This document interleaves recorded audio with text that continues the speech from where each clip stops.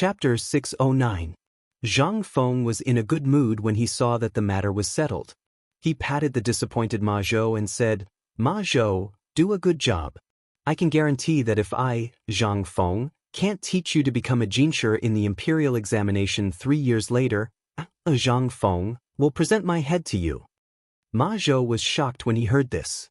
He hurriedly said, "As a teacher, you can't do this. It's already a great honor to be able to study in the academy. As a teacher, please don't do this. Otherwise, Ma Zhou will only feel ashamed to face you." Zhang Feng knew that Ma Zhou would feel aggrieved in his heart. This would directly affect the growth of these pigs. He then said carefully, "I know that you must think that raising pigs is such a lowly and shameful thing. How can a Confucian student be entrusted with such a lowly and shameful thing? You're wrong. If it's an ordinary pig, I naturally won't let any of you touch it. Even if you want to raise it, I will drive you out. But this is different. The porridge that you eat every day has this pork in it. Let me ask you, how many people can afford to eat mutton now? This pork is basically the main source of income for the people. However, this ordinary pig can only reach a weight of about 50 kilograms after a year. Moreover, it is extremely thin. However, I have found a way to make this pig grow to 200 kilograms within 3 months. Moreover, it doesn't have a foul or fishy smell. Not only that, I also want to use this pork to replace the realgar powder in the porridge. When the time comes, it will be able to enter the elegant hall and become the emperor's breakfast. The reason why I didn't ask others is that I'm worried. You're very careful. You are meticulous and you are a scholar. You know what these animals need to eat and so on. These are all knowledge. If there is a little problem with one of them, it will affect the taste of the pork. That is why I asked you to come. Do you understand my difficulties? I'm doing this for the welfare of the people in the world. I'm making an excellent breakfast for the emperor." Finally, Ma Zhou was shocked by Zhang Feng's persuasion. He couldn't help but ask in a trembling voice, 3 months? 200 caddies? And it doesn't have a foul or fishy smell. This is something prepared for the emperor? For the welfare of the people in the world? Yes. Zhang Feng continued to tempt him. Think about it. Isn't this what the sages said? Bow your head and be willing to be an ox. Frown and be pointed at by thousands of people? Zhang Feng's famous sentence erupted once again. He didn't care if Ma Zhou could understand him or not. In any case, he just said whatever he wanted to say. The flesh on Ma Zhou's face trembled as he spoke. He was abnormally excited. What is this? This was a teacher imparting moral principles. This was something that could never be learned from books, poems, etiquette, or the book of songs. But now, Zhang Feng was also pretending to be impressive. As for the purpose, let's not talk about it then. It was all to trick Ma Zhou and let him raise pigs for him with peace of mind. After all, he had been craving this thing for more than a day or two. After that, Zhang Feng took Ma Zhou and the old Xianxia and knocked on the old eunuch's door. The old eunuch was from the palace and was called Eunuch Gao. However, her common name surprised Zhang Feng. His name was Gao Jingyi. Eunuch Gao. Gao Jingyi opened the door and was somewhat displeased. "Woman, old man already said that you can call me Old Gao or Old Gao. You brat, what are you trying to do?" Eunuchs who left the palace were generally not allowed to use the name of the palace, nor could they use the word eunuch. After all, it was a disgrace to the royal family. Moreover, Gao Jingyi was also flustered. He was originally cleaning people in the palace, but after he left the palace, he became involved in the business of raising pigs. Although they were all Taoists, it was still somewhat embarrassing. At this moment, Zhang Feng scratched his head embarrassedly. He didn't mind at all. His skin was as thick as the city wall. "Well, I found a few helpers for you today. This is Ma Zhou, my brother. He has experience in raising, well, this is Jing Tufu and his son Jing. Ahem, I'm Jing Fengxian." Jing Tufu's son knew how powerful this master was. Seeing that Zhang Feng didn't know his name, he hurriedly added, "Today, I was thinking that since you all live in the same building, you should basically take care of each other in these matters in the future. Old Gao, I'll leave this matter to you. As for what you want, you just need to tell Ma Zhou." Old Gao pursed his lips. He glanced at Ma Zhou, who was as thin as a monkey, and then at Jing Tufu and Jing Tufu, who were as strong as iron towers. His gaze involuntarily fell on the three's crotch, and the three couldn't help but turn pale. Old Gao pursed his lips. I'm used to it, I'm used to it. Well, since we're all working for Prince Zhang, let's start the knife test today? When Zhang Feng heard that, he hurriedly winked at Jing Tufu. Old Zheng, what are you waiting for? Old Gao is going to accept disciples. What are you waiting for? Jing Tufu was stunned for a while, then he hurriedly slapped the back of Zheng Fengxian's head and roared, Brat, what are you waiting for? What are you waiting for? Zheng Fengxian was a little dumbfounded. What was there to learn about blacksmithing? It was not as satisfying as a butcher's knife. Chapter 610. After solving the problem of the pig, Zhang Feng encountered another big problem. At present, the situation on the mountain was basically stable. As for the teaching building, Zhang Feng had basically confirmed that it was a 3-story building. There was no other way. This grandson was too sneaky. Now, he even had an old eunuch from the palace who specialized in cleaning people on the mountain. Who could resist him? If this grandson was forced into a corner, he would stab you when you fell asleep. Therefore, under normal circumstances, when people saw Zhang Feng, they basically felt cold and insecure. There was no other way. Who knew if this grandson would do something bad to you? Although it was not very likely, they did not dare to make any guarantees. At this moment, these guys were squatting on the high platform at the gate of the mountain, looking down the mountain in a daze. Zhang Feng happened to pass by at this moment. He was going to check on the situation of the food storage in the past few days and look for Sun Simiao to study a kind of hay. However, from afar, he saw these guys slacking off and couldn't help but be angry. He shouted a few times, but these guys didn't respond at all. Zhang Feng couldn't help but feel puzzled. He climbed up the sentry post made of 3 intersecting logs. Even when he sat down, these guys didn't notice him. What are you looking at? Zhang Feng couldn't help but be very interested. Following their gazes, Zhang Feng couldn't see a single person at the foot of the mountain. He couldn't help but feel more confused. When Zhang Feng's voice rang out, it instantly gave everyone a fright. Cheng Chumo, who was sitting on the edge, almost fell down. F*ck, Feng Zi, you mother f*ker, say something. You'll scare me to death, do you understand? Zhang Feng spread his hands speechlessly. I've already shouted until my voice is hoarse, but you didn't hear me. Who's to blame? But what are you doing? Wei Shuyu, Li Chengqian, Zhang Sun, Chong, and Cheng Chumo couldn't help but sigh when they heard this. Sigh. You've been circling around that horse all day. Haven't you noticed that there are no more people going up the mountain today? Zhang Feng was stunned.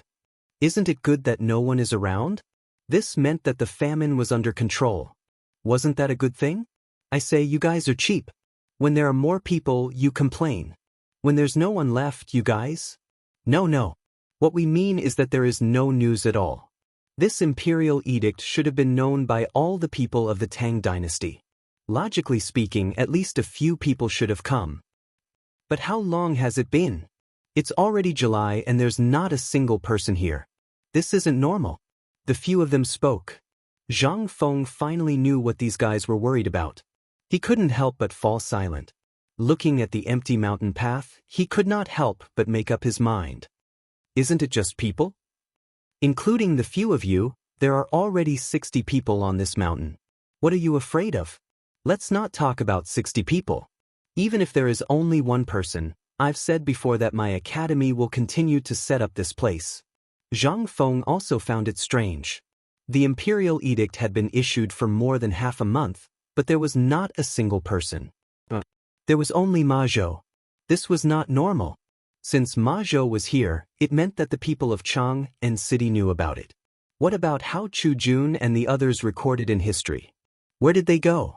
Moreover, not to mention Chang and city, it had been almost 20 days. Even if the person who delivered the imperial edict had crawled, he should have reached the place by now, right? Could it be that these people were all on the way? Zhang Feng shook his head. Who cares? If they're not here, then they're not here. Lao Tzu did not care. By the way, the situation on this mountain has basically stabilized. Li Gan, you have a lot of connections. Go to the city and find me dozens of top carpenters. I've already found carpenters. Look at these beams. These are all carpenters. I'm talking about carpenters who do delicate work. At the very least, carpenters who make carved fans and the like? Li Chengqian was stunned. He looked at Zhang Feng and asked, "What? You want to make fans?" "Get lost." Zhang Feng said angrily, "It seems that the academy will basically take shape in a month. Moreover, this person has nothing to do. There will always be problems. I'm thinking of ordering a batch of teaching aides. But I'm still worried about this person, so I want you to find a few people who know him well and bring him to the mountain. It's best if they can stay on the mountain." Li Chengqian and the other 3 people were a little confused. What kind of teaching aids do you need such a craftsman? Such craftsmen are rare in Chang'an City. But there are some, but it's not easy to find them. But what exactly are you going to do? Zhang Feng was too lazy to explain. He showed them the triangular board, compass, and other figures on a drawing in his arms. The few of them stared at each other, unable to understand what was going on. In the end, Zhang Feng said lightly, "Didn't you think that mathematics is nothing? Didn't you show off that you've learned it? Then let me ask you, what is the length of 30, the width of 20, and the height of 10? This is all knowledge. This is all mathematics. How much do you think you've learned? Come, I'll give you 3 days to calculate this question. If you've calculated it correctly, you can do whatever you want until the academy opens. How about it?" Li Chengqian and Du Go looked at each other. Then, Li Chengqian asked solemnly, "Feng, is this also mathematics?" "What else?" "This is real mathematics. Great knowledge." Li Chengqian took a deep breath. He solemnly folded the drawing and put it in his arms. "I'll go find a carpenter now." Chapter 611. The reason why Li Chengqian left in a hurry without asking any questions was because he suddenly realized that the teaching tools Zhang Feng was going to make this time were the real skills he wanted to impart to them. Even the multiplication table and division table that he had mentioned before, what were those? Li Chengqian's intuition told him that it was a calculation method about the area. However, he was speechless when he was asked such a simple question. What kind of calculation method was this? In the past, when they calculated this kind of thing, they basically used steps and prints. But now, Li Chengqian's intuition told him that this thing, which he had never seen before, was a good thing. Although he didn't know what Zhang Feng was going to do this time, he still had to prepare these things.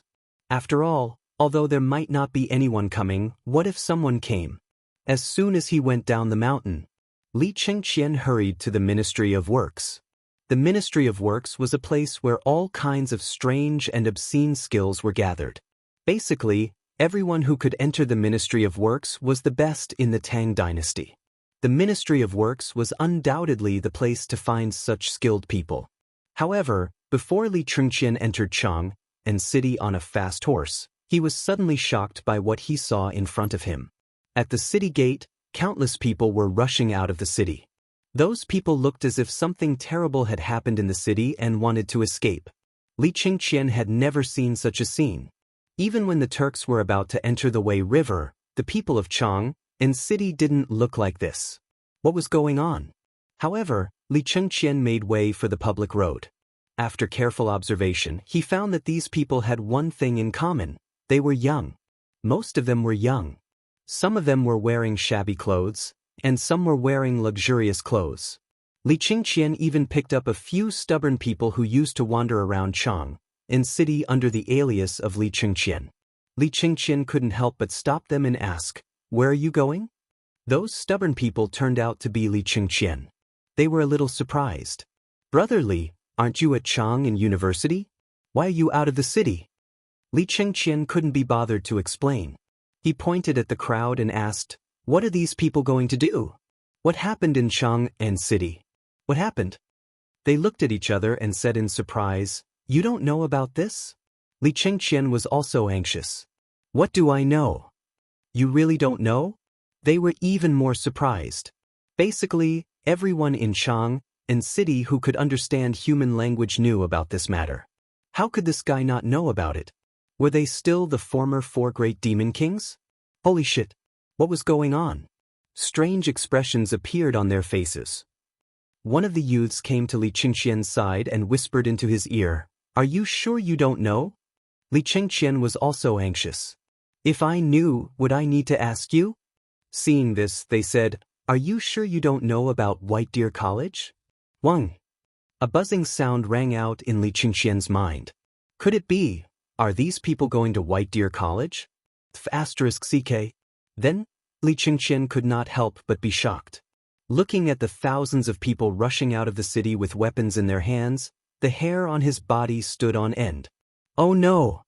Li Qingqian screamed. He even forgot about the matter of going to Chang and city. He got on his horse and rushed to Mount Han, leaving behind a few stubborn people who looked at each other. **CK. What's wrong with young Master Li? Did he take the wrong medicine? No, I think he's going to Mount Shao. Look, he's just about to enter the city. Could it be? They could not help but look at each other again.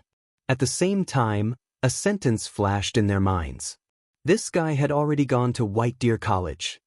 On the other side, Li Qingqian was shocked. He had always thought that Zhang Feng's college was too outrageous.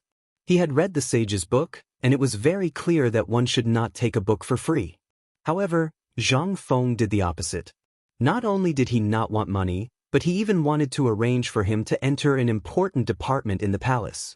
Although Li Qingqian and the others thought that Zhang Feng's actions were outrageous, they could understand it.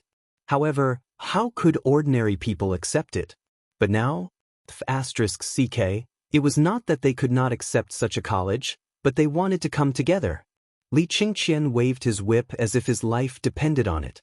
He hated the fact that the horse was too slow. If only it had a pair of wings. That way, he would be able to see Zhang Feng's shocked face earlier. "Giddy up! Giddy up! Giddy up!" Li Qingqian waved his whip and rushed to White Deer College. Along the way, Li Qingqian ignored all the greetings of the people who were transporting materials to and fro. The onlookers were baffled by this scene. Before reaching the gate, Li Qingqian saw Zhang Feng and the others standing on the sentry post.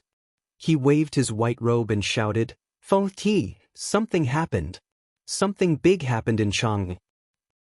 Chapter 6:12. Zhang Feng, who was arguing with Cheng Chumo and the others about the importance of cement, wondered if he was playing the lute to a cow. And at this moment, Li Qingqian's voice at the foot of the mountains saved his life. How could you explain this to a few uncouth men and a monk? This was King Fatal. Li Qingqian was simply a great savior. Before Zhang Feng could thank Li Qingqian silently in his heart, his next sentence scared Zhang Feng so much that his legs went soft. The few of them were basically in the same situation. They anxiously leaned on the railing of the sentry post and looked at Li Qingqian at the foot of the mountain in the distance. They shouted, "What happened?" However, the distance was too far, and Zhang Feng's lung capacity was not enough. Once he shouted, he felt suffocated and dizzy. Zhang Feng hurriedly grabbed Cheng Chumo. "Tai Nyo, shout. Ask what happened. What happened?" Zhang Feng was not worried about anything else. He was only worried about his small pub and the brewery, especially the basement that he dug. It was filled with money that he had saved up. There was also a book of 300 poems of the Tang dynasty that he had prepared to write to show off. If that place was destroyed by thieves, he would lose a lot of money. That was what he had prepared to present to the emperor when he entered the imperial court. He would use it to show off. The other one was the winery next to the tavern.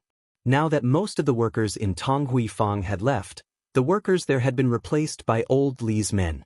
Although the sprouted wheat stored in the winery had been dried and stored to be used for brewing wine, it was still edible at a time like this where diseases were everywhere. If someone who was starving went to get it for him, that was basically the same as cutting off his only source of income. Seeing Zhang Feng begging, Cheng Chumo finally cleared his throat and shouted, "Young Master Li, Fengzi asked you, what happened? Is there something wrong with the tavern?" This voice exploded like muffled thunder, instantly causing Li Qingqian's warhorse to tremble. Only then did Li Qingqian roar, "No, nothing happened to the tavern." Amidst the wind and the rustling of the tree trunks, that was all the crowd heard. "It's gone. The tavern is gone. Something happened." When Zhang Feng heard this, he only felt his head sink and was about to fall head first. It's over. Mother f***, it's all over. I don't want to live anymore. It's Lao Tzu's money. Lao Tzu's poetry collection. Fortunately, Wei Shuyu and the others were skilled. Seeing that Zhang Feng was about to fall, they hurriedly pulled him back. At this time, everyone at the mountain gate also heard this sentence. Old He and the others could not help but explode. What? Did you hear that, neighbors? Feng Zi's tavern is gone. Workers of Tonghui Lane, get your weapons and go down the mountain. Let's see who has the guts to touch Feng Zi's tavern. Go, go, go! Feng Zi, don't take it too hard. We'll avenge you right now. Go, go, go, go, avenge Feng Zi. Feng Zi's tavern is in trouble. At this time, as this matter spread around the mountain gate, everyone was also talking about it. Unwittingly, as the rumors spread, the atmosphere changed. Feng Zi is in trouble. Feng Zi is gone. Feng Zi is in trouble. Quick, go to the mountain gate. Someone is fighting their way up the mountain. Feng Zi is in trouble. What? Everyone was dumbfounded. What happened to Feng Zi? However, in the next moment, the people who were working at the construction site were furious. If it were not for Zhang Feng, how would they be able to eat their fill? If it were not for Zhang Feng, they would have starved to death.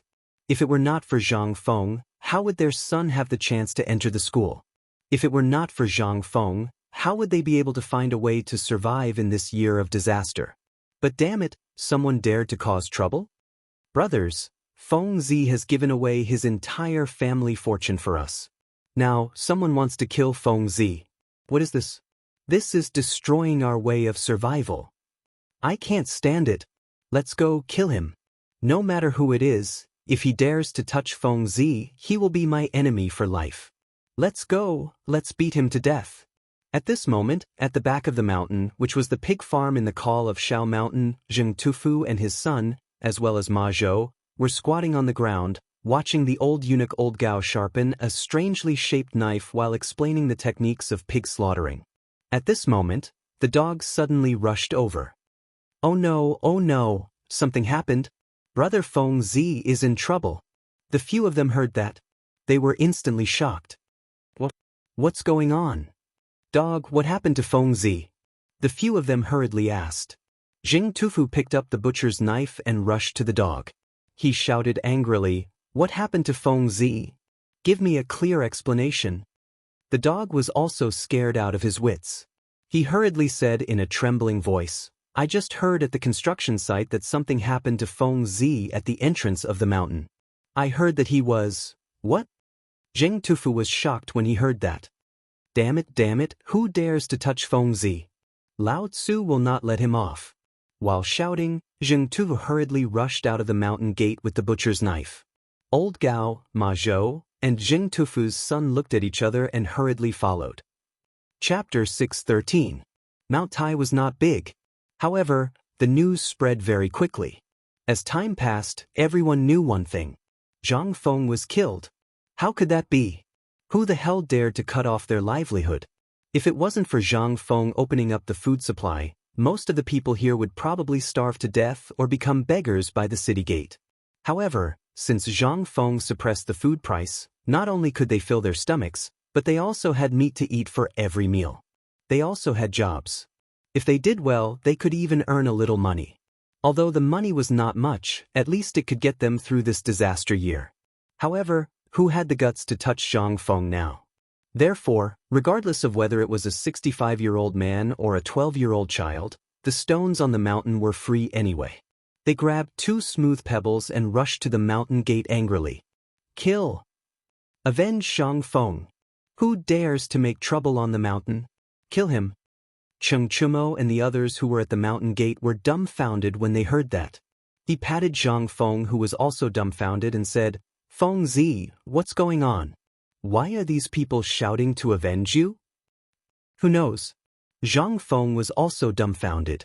Looking at the angry crowd running over, he had no choice but to stand on the big cart at the mountain gate and shout, What's going on? Don't you want to work? The one who rushed the fastest was Gan Ziyuan. However, he suddenly saw Zhang Feng climbing onto a big cart from afar. He could not help but slam on the brakes and spread his arms to stop the crowd. Only then did he stop 3 feet away from Zhang Feng and the others. At this moment, everyone saw Zhang Feng. They could not help but look at each other. What's going on? What's going on? Didn't Feng Zi say something happened? Could it be? Is it a ghost? Is Feng Zi really dead? Everyone was dumbfounded. When Zhang Feng heard this, he was in a bad mood. Who the hell said I'm dead? Who's the one with the rotten mouth who said I'm dead? Zhang Feng was trembling with anger. As more and more people rushed over, after seeing Zhang Feng's appearance, even the women and children directly knelt on the ground and wailed. Oh my God! What a good person! Which damned bastard came to harm him? My mother! Avenge Feng Zi! Look, Feng Zi was worried about the academy even when he died for us and for our children. Take revenge! I must take revenge! I want revenge! Seeing that everyone was crying and saying such things, how could Zhang Feng not know that there was a problem? However, he didn't know where the problem was for the time being. However, did this have anything to do with Li Gan's words? Holy shit! It was over. What the F *C? Stop. Don't cry. Shut the F *CK up, Lao Tzu. Cheng Chumo couldn't sit still anymore. Even though his brain was a beat slower than others, he understood the cause and effect of the matter. He wanted to laugh. Wei Shuyu, Zhang Sun, and the other 3 wanted to laugh as well. However, this was not the time to laugh. Under the instigation of several people, Cheng Chumo brought out his domineering aura of a stubborn demon king. Needless to say, this roar was really effective. The wailing stopped. Those who wanted to avenge Zhang Feng shrank into the crowd and didn't dare to make a sound. Zhang Feng pulled at his hair. He wanted to say something, but in the end he couldn't say a word. In the end he could only sigh helplessly. Go back, I'm fine. Don't believe the rumors. At this moment, Zheng Tufu and the others squeezed through the crowd. When everyone saw this, their eyes couldn't help but light up. Zheng Tufu's murderous aura was the bane of spirits. He urged him, Zheng Tufu, go take a look at Feng Zi. Are you sure he's all right? Yes, Zheng Tufu, your murderous aura is heavy. Go take a look. Zhang Feng had no choice but to let Zheng Tufu massage him. Zheng Tufu's face was about to explode. Wasn't Feng Zi fine? At this moment, everyone couldn't help but hold their breaths. Zheng Tufu silently tidied up Zhang Feng's messy hair. Then he waved his butcher's knife and roared, Mother *Cur, Fizzy, you piece of trash, come out from Lao Tzu. You Mother *Cur dare to say that Feng Zi is dead. Do you believe that Lao Tzu will kill you first? Go Zi, who was squeezed in the crowd, shuddered. He quickly shrank his body and crawled out of the crowd. At this moment, under Zheng Tufu's confirmation, everyone finally knew that Zhang Feng was fine. Only then did they leave embarrassedly. It's good that he's fine. He's fine. Go and do your work. Are you slacking off here? Let's go, let's go. Feng Zi is fine. Zhang Feng was speechless. He wished he could find someone to beat up. However, after looking around, Chen Tiniu couldn't beat him. Idiot Wei and Bug were even worse. There was only one soft and Du Dabing. But he was afraid. A beating was a beating. This grandson would surround you and recite scriptures for a few days. Who could stand that? In the end, Zhang Feng's eyes lit up. He looked at Li Qingqian, who was rushing down the mountain, and shouted angrily, Li Qingqian, you bastard, die. Chapter 614. Li Qingqian was very anxious. A large number of students were running up the mountain. He had just seen Zhang Feng and even saw a large number of people gathered at the mountain gate. But why was there no one now? But this was not important. What was important was, he had to let Feng Zi know the good news. The path up the mountain was not straight. It was a winding road built with the mountain. At this time, he could not see anyone on the road. It was as if everyone had gone up the mountain in an instant. He even saw some people cooking in the huts where the fire was lit.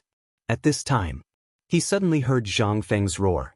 Although he could not hear it clearly, he could faintly feel that Zhang Feng and the others were running down the mountain. Li Qingqian hurriedly waved his horsewhip and shouted, Feng Zi, don't come. Run back. Get ready, People are coming. There are so many of them. But in the forest, especially in the windy forest, the meaning of these words was different. The few people running down the mountain, as well as Gan Ziyuan and the others behind them, heard, "Feng Zi, don't run back. There are so many people coming." As soon as he heard this sentence, Zhang Feng didn't feel good at all. As for Gan Ziyuan, he staggered and fell into the mud. Damn it. This was the crown prince? What was the crown prince doing? He was going crazy. Zhang Feng also stopped running. He was so angry that he looked left and right. Feng Zi pulled a thin bamboo from the side of the road and held it in his hand. Instead, he listened to the sound of horse hooves and waited. Why should I run? This bastard will definitely come up. Although he did not know why he beat Li Chengqian, he had to vent his anger. And Cheng Chumo and the others did not say anything. They pursed their lips. Anyone with eyes could see that the four of them were trying very hard to hold back their laughter. But Zhang Feng did not notice this. His attention was focused on the sound of horse hooves. Hearing the sound of horse hooves gradually approaching, the laughter in their eyes deepened.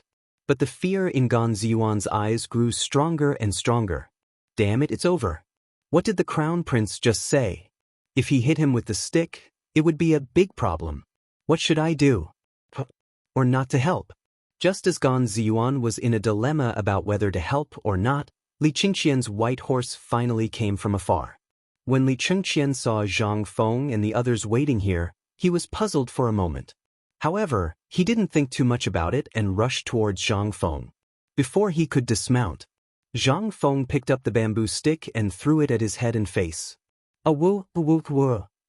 Don't hit me. Feng Zi, are you crazy? Why are you hitting me? F***ck, stop. Holy shit.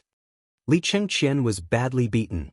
Most importantly, this thin bamboo stick only hurt when it hit someone, but it didn't leave any wounds. At this moment, Li Chengqian was grimacing in pain as he kept shouting. Iron Bull, you mother***er, are you still watching the show? Come and stop the fight. What is the meaning of this? ***ck. Whoa, stop hitting him. If you keep hitting him, do you believe that Lao Tzu will get angry? Before he could finish speaking, a high-pitched scream was heard.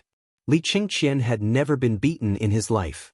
This beating stupefied Li Chengqian's entire person. Finally, Cheng Chumo and the others couldn't stand it anymore. Cheng Chumo lifted Zhang Feng up as if he was carrying a chick. Feng Zi, calm down. Put me down. Pick me up. Who was the one being impulsive? Zhang Feng's anger had also subsided. However, he still felt uncomfortable when this matter was mentioned. Feng Zi, calm down. Listen to what he said. Don't you know him?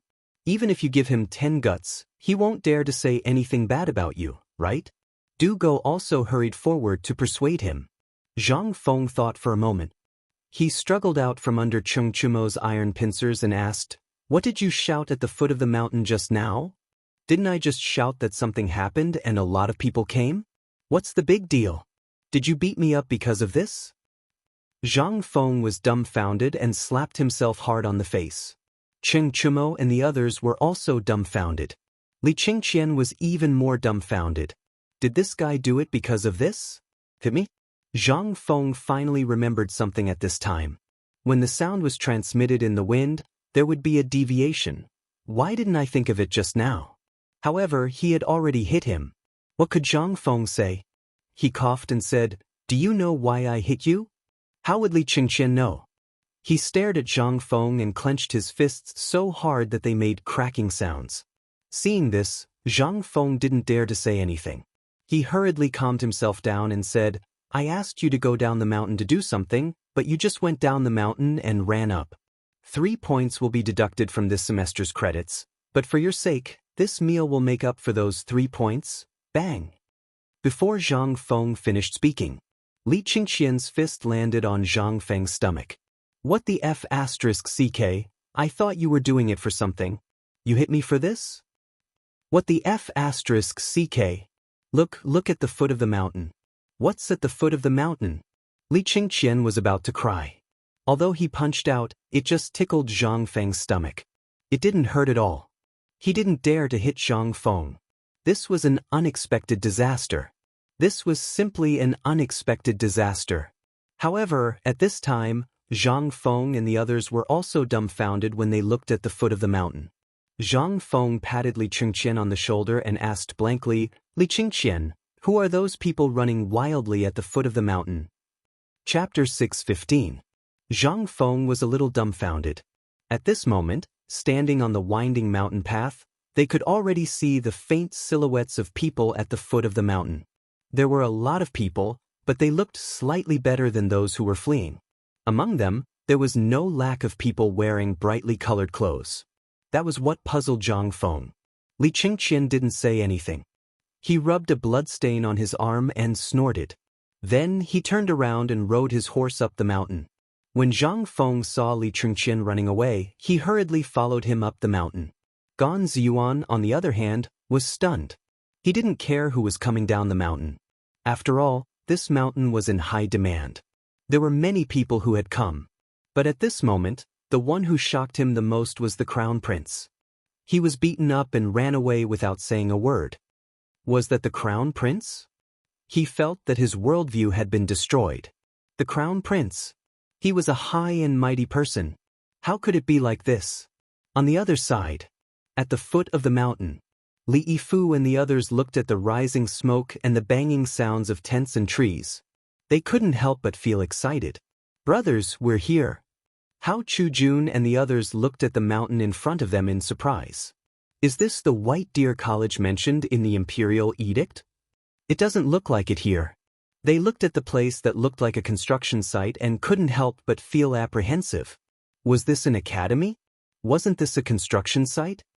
Let's go. Didn't you see so many people running up the mountain? That means this place is right. Lai Ji wiped the sweat off his forehead and tightened the blanket on his back. Then, he hurriedly followed the footsteps of the people from Chang. It couldn't be helped. The people from Chang and were very crafty. While they were eating, many people had disappeared in just a short while. When they came out of the city gates, they saw that there were more people outside the city than inside the city. How could this be? How the F***ck could this be? The people from Luo Zhou couldn't sit still. She scampered up the mountain after him. At this moment, just as they were about to cross the Wei River, they saw dozens of youths looking at the group in a daze. One by one, they were asking questions. "Excuse me, where are you going? Brother, where are you going? Did something happen in Chang and city?" But no one cared about them. There was no other reason. Because in the eyes of the people in Chang, and as long as you looked young, you would definitely go to White Deer College. How big was White Deer College? How many people could he take in? If all of them went up, wouldn't his chances be reduced? This is our Chang and Academy. We can't let outsiders take advantage of it, can we? Therefore, as long as someone asked, the better ones would reply that they didn't know, and the worse ones wouldn't even look at them. It was as if he had met his mortal enemy.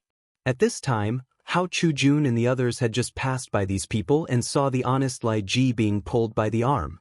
"Brother, may I ask where you're heading to?" I don't know, ask someone else." Without waiting for Lai Ji to speak, a fair and plump Chang and youth who had just passed by said something in a low voice and then pulled Lai Ji forward. "Kid, if you want to go to White Deer College, don't interrupt. If you dare to say anything, your chances of entering the school will be reduced. At that time, you can do as you see fit." Under the gaze of the youth, Lai Ji nodded. "Oh," Lai Ji replied. He turned around and said, "Brother, you're going to White Deer College too. Look, we're all going to White Deer College." Li Yifu and the others were dumbfounded. The youth was dumbfounded. The youths who passed by Chang and city were dumbfounded. Everyone looked at this dark and swarthy weirdo as if they were looking at an idiot. F***ck, you're a F***king idiot. Go go go, brothers, run faster." Hao Chujun and the others looked at Lai Ji speechlessly. Although they knew that Lai Ji was doing the right thing, if they were to fall out with these people and say something bad about them in front of the examiner, then they could only pat Lai Ji's shoulders speechlessly. "Let's go." The youth who had asked for directions thanked them profusely. He was inexplicably surprised and ran madly again, spreading the news along the way. They're going to White Deer College. Come back, don't go to Chang'an City. Here, these people are all going to White Deer College. Hearing that, the people who came from Chang'an City and the children who were preparing to go to school ran even faster. Some of them even abandoned their luggage. They carried their dolls and ran up the mountain. They had no choice. There were so many people. If they went up, how many of them would stay? If they didn't give these foreigners a chance to speak, they would be fine as Chang'an residents. However, it was different now. Everyone panicked. Charge. Who cares? Don't bother with your luggage. As long as you enter the college, Lao Tzu will sell his house to get your luggage. Go, go, go, go, go. Damn it, don't block the way.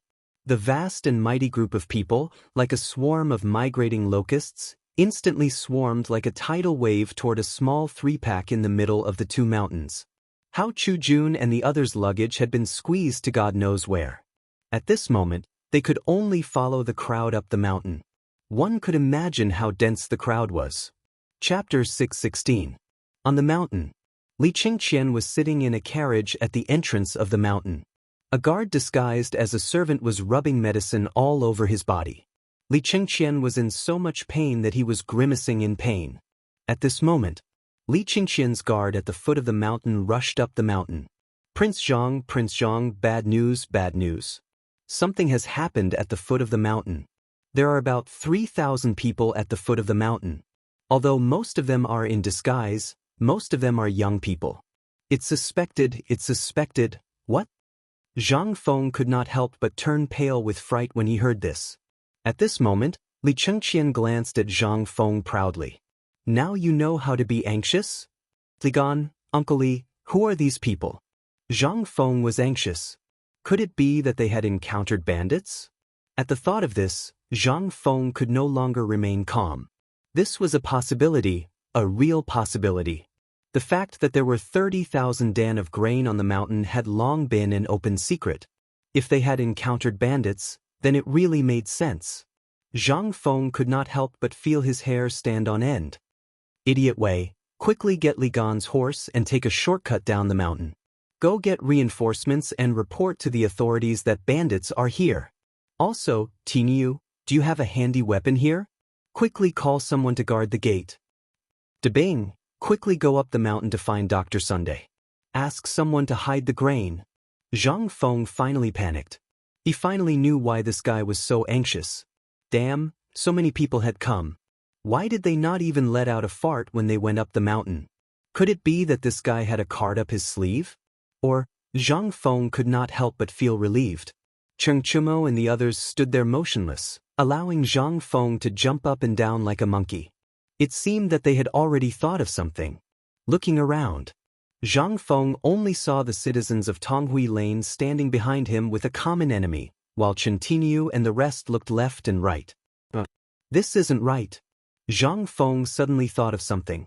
If the bandits were here, Li Gan would be the most anxious one. He was the one who found the craftsmen and paid for the construction of the academy. If the bandits were here, he would be the most anxious one. But this guy was still so carefree. Something was wrong. Involuntarily, Zhang Feng's anxious heart calmed down for a moment. Li Gan? Brother Li, Uncle Li, tell me, who is the person down there? Uncle Li? F***CK. Lao Tzu won't wait if you don't say anything. Zhang Feng also lost his temper. You're not going to tell me? Did Lao Tzu not know how to wait? Zhang Feng couldn't help but sit down as well. Old He and the others looked at each other.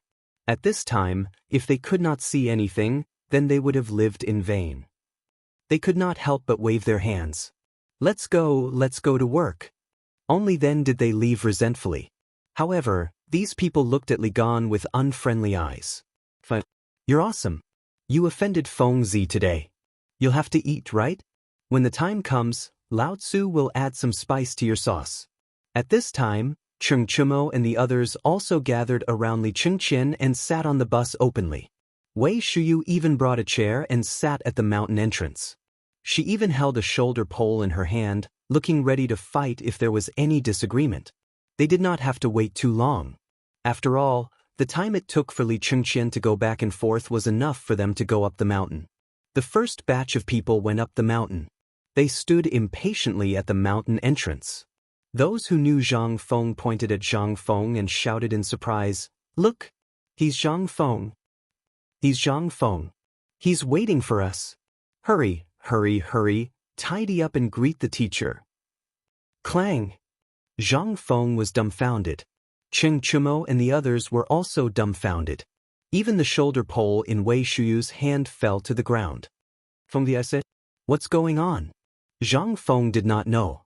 However, when he saw Li Gan's donkey face, he could not help but roll his eyes. He got up and cupped his fists. "Everyone, I'm Zhang Feng. What can I do for you?" Everyone saw. They hurriedly bowed with various etiquette. Student Zhang San greets the teacher. Student greets the teacher. Greetings, the teacher. Voices rang out in unison at the entrance of this small mountain gate. In an instant, everyone in the White Pants Academy heard it. Everyone forgot what they were doing and stared blankly at the mountain entrance. The large group of young people were dumbfounded. Damn, what's going on? Where are the bandits going up the mountain? Why are they all kowtowing to Feng Zi? Damn, could it be that imperial edict? Hiss. At the thought of this, everyone sucked in a breath of cold air. Seeing more and more people at the mountain entrance and hearing more and more laborers gathering behind them, Zhang Feng and the others finally exploded. Cheng Chumo slapped the back of his head and shook Zhang Feng's shoulder in horror. He asked in a trembling voice, "Damn, are these all the students who came up because of the imperial edict? I'm going crazy. Who are these people? They came in a group?" Chapter 617. At the mountain gate, in the eyes of everyone, Zhang Feng was wearing a Confucian robe. Although he was standing quietly in the wind, he gave people the feeling that he was so elegant and free. At this time, everyone only felt that Zhang Feng was like a great Confucian, lowering his head and pondering. And they all knew the masters behind Zhang Feng. After all, who dared not to know the four great devils of Chang? And they were of the same age. Needless to say, Zhang Feng was actually able to make them submit to him. They did see Li Chengqian when he was riding a horse and running wildly.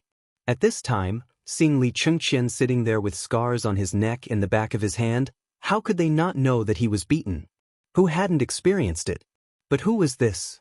This was one of the four great devils. He dared to beat him? And he beat him so obediently.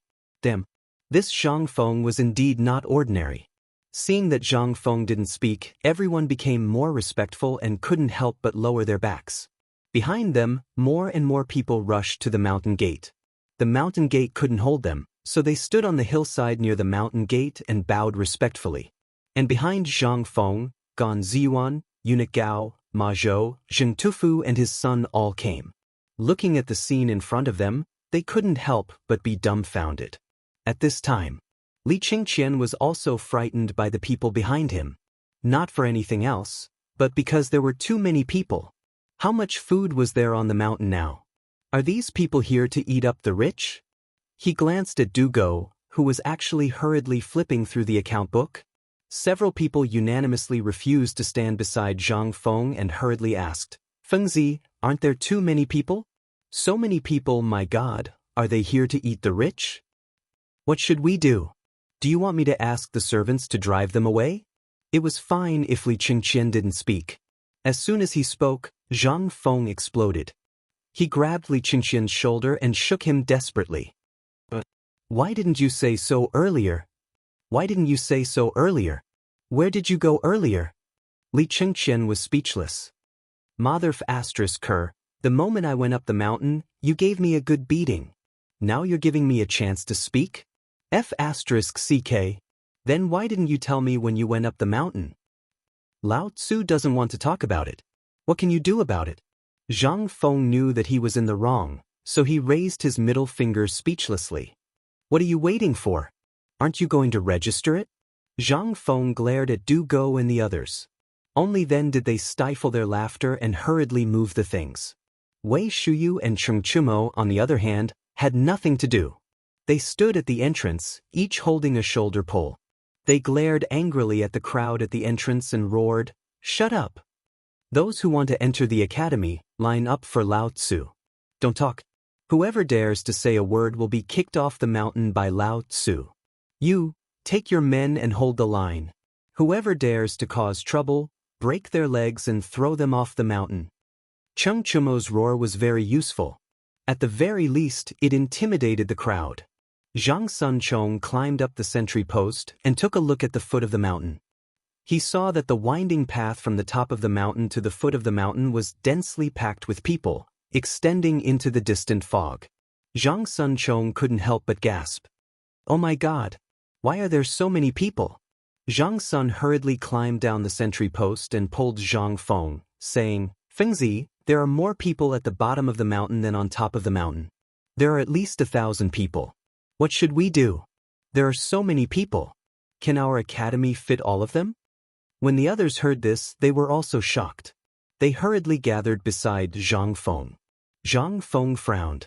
However, there was not much worry in his eyes. This was the result that he wanted. It's just a few thousand people. It's not a big deal. Which school in the future doesn't have that many people? Zhang Feng glanced at Du Go and patted his shoulder, saying, Kid, do you know why I want to build a 3-story building? If we do it the way you said, even if there are 10 Shao mountains, it won't be able to fit so many people.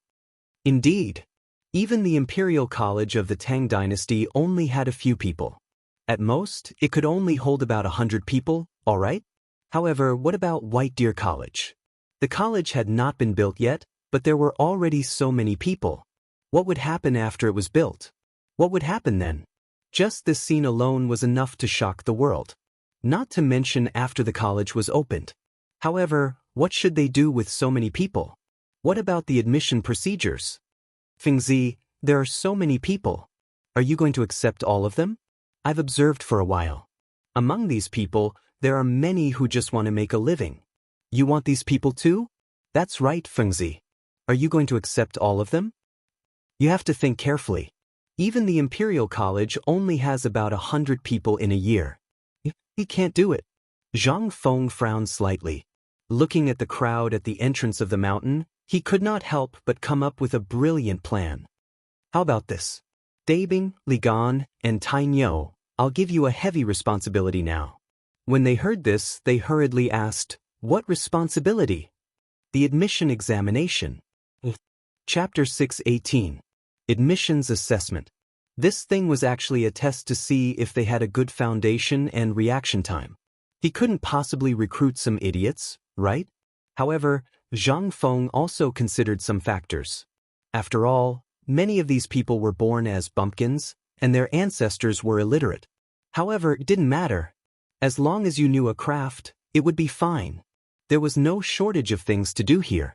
After all, there was a shortage of kills and bricklayers. Now, he had even opened a cement factory, and he needed people to do that. However, if you said you didn't even know how to do these, then why did you make a hammer? As a poor man in his teens, even if you knew how to weave straw sandals, it meant that you had the ability to support yourself. However, if you didn't even know how to do this, then get lost. Lao Tzu didn't teach idiots and sluggards. This was Zhang Feng's principle. Under Zhang Feng's detailed explanation, the eyes of these people were shining. However, Cheng Chumo also made a constructive suggestion. Feng Zi, what if there's someone like me who also has boundless strength? Look at that silly big guy. Damn, he's a talent. If he doesn't have strength, then it's really a waste of his tendons. Cheng Chumo pointed to a tan strong man and said. Zhang Feng glanced at that man and was a little surprised. He was 2 meters tall, wasn't he? So tall, okay, why don't we ask him to come and try? Okay. You that tan big guy, come here. Cheng Chumo pointed at the man and beckoned him with his finger. The man pointed at his own nose, and after confirming that he was the one being called, he walked out of the crowd under the envious gazes of the crowd. Then he bowed to Zhang Feng first. Then he bowed to Cheng Chumo and the others. I'm Gao Kansas, greetings to the teacher and the devil grandfathers. Gao Kan. Zhang Feng was surprised. In the blink of an eye. He grinned as if he had picked up a treasure. What a high level. *CK. A famous general under Li Ji. Motherf asterisk cur. First he picked up Ma Zhou. Now he picked up another one. He even managed to get a military general? However, even though Zhang Feng was already dancing with joy in his heart, there was no trace of joy on his face. It wasn't that he wasn't happy, but his strong mental fortitude prevented him from revealing a trace of surprise. Ahem, Gaoken, let me ask you, can you read? Gaoken shook his head, and his tanned face couldn't help but blush. Then do you know any craft? Does eating count? Zhang Feng held back his patience and pointed to the handcart at the entrance of the mountain, as well as the bags of food that each weighed 100 pounds. He asked, since you can eat so much and are so strong, can you lift this up? Gaoken hummed in acknowledgement. Then he walked towards the handcart. But just as he reached the handcart, he turned around and looked at Zhang Feng. He asked honestly, if I can lift it up, can I come here? Zhang Feng nodded. Cheng Chumo impatiently urged, why are you wasting time? Hurry up. Can't you see that there are so many people waiting behind? If you dare to ask one more question, this young master will tear your mouth apart. Gaoken glanced at Cheng Chumo and smiled honestly. Then, under the horrified gaze of the crowd, he actually lifted the handcart up. Handcart? It was a handcart. Zhang Feng rubbed his eyes and counted the bags of food on the handcart. Those were the food prepared for the people on the mountain today. A total of 5 bags of food, and he lifted it up so easily? 500 pounds. This handcart was at least 100 pounds. How could he lift it up so easily? What kind of freaking monster was this? Not only Zhang Feng, but even Cheng Chumo and the others were staring with their eyes wide open. The surrounding students who were preparing to enter the school couldn't help but gasp. Hiss. Oh my God, who is this big blockhead? I don't know. Damn it, did he grow up eating stones? Why is he so strong? What's the use of being strong? The school is a place to study and learn how to read. What's the use of being strong? Learning how to read? Hearing the exclamations of the crowd, Zhang Feng hurriedly rubbed his hands and asked him to put down the handcart. Kai, Gaoken, put it down. Put down the cart. When Gaoken heard that it was a cart of food, his eyes couldn't help but flash with excitement. He retracted his hand that was holding the axle and extended it towards Zhang Feng. Master teacher, I have been hungry for 3 days. If I put it down, can you give me a full meal? Zhang Feng's face darkened. He took a deep breath and thought about it. If he had this big blockhead as his follower, he wouldn't have to be afraid of Cheng Chumo. But I will give you enough food, okay? But after getting the affirmation, Gaoken put down the handcart and followed Zhang Feng. He looked at him like this, which made Zhang Feng's hair stand. Oldie, bring him to eat. After the meal, let him wait for me in my study room. After arranging Gaoken, Zhang Feng looked at those people again. His eyes couldn't help but emit a fiery glow. Talents like Ma Zhou and Gaoken had appeared. Then, Hao Chujun and Li Yifu should be here too. Chapter 619. Zhang Feng was looking forward to it. Looking at the crowd, he sorted out his emotions and made his voice sound even more dignified. Ladies and gentlemen, I know that all of you wish to join the White Deer Institute. Of course, we will accept you, but we won't accept just anyone. There must be rules, and the reason why our White Deer Institute was able to obtain the recognition of His Majesty is precisely because we broke the barrier of convention. That's why we can stand proudly here. I, Zhang Feng, am fortunate enough to become the Chancellor of the White Deer Institute, so I have to follow the rules. Confucius once said, you can't give up on books. In this world, there is no free food. Therefore, the first rule of entering the White Deer Institute is that you can either write, read, or know how to make a living. Otherwise, you can be like Gao Kansas. Not to mention lifting this cart, as long as you can lift 2 sacks of food, my White Deer Institute will accept you. However, if you can't even do this, then this construction site still needs manpower. You can treat it as if you're looking for a place to make a living. There will be enough food. What kind of rule is this? The imperial edict didn't say anything like this. Prince Zhang, why are you doing this? That's right. We are all poor people. How can we be literate? If we were literate, we wouldn't be. Bam! The moment Zhang Feng finished speaking, everyone who came out of the mountain gate was in an uproar, like a pot of boiling water. While they were chattering, Cheng Chumo suddenly punched a log that was as thick as a rice bowl. Instantly, the log broke into two under everyone's horrified gazes. Cheng Chumo imitated Zhang Feng's mannerisms. He put his hands behind his back and shouted pretentiously, "This is the rule. This is the rule here. If anyone doesn't follow the rules, this log will be their example. Now, let's begin the registration." His act was perfect, but Li Chengqian and the others behind him stared straight at Cheng Chumo's swollen right hand behind his back. They couldn't help but silently give him a thumbs up. Awesome! Awesome! That was awesome! In order to act cool, he even gave up his hand. And Cheng Chumo's voice was enough to deter them. At this moment, everyone finally behaved themselves. Zhang Feng glanced at the crowd and left in a hurry. After all, this silly Gao can still needed to be taught a good lesson. After Zhang Feng left, Li Chengqian and Du Go brought up a square couch and placed it at the entrance of the academy. Zhu Zi carefully waited on the side, grinding for Li Chengqian and Du Go. Ever since Zhu Zi and Go followed Li Chengqian and Du Go, their image had changed drastically. This was especially true for Li Chengqian and Du Go. It was almost as if they were comparing themselves to each other, directly treating the two of them as page boys. This caused Zhang Feng to grit his teeth. At this time, Zhu Zi was wearing a green and white errand boy outfit, with two white silk ribbons tied around his head. With this outfit, he turned from a clay doll on the street into a handsome little errand boy. This was simply like a chicken turning into a phoenix. After the two of them set up their desks, Cheng Chumo, Zhang Sun, Chong, and Wei Shu followed suit and set up 3 desks. However, they were all made of wooden planks. After all, the 3 of them didn't rely on their writing skills, but on their skills.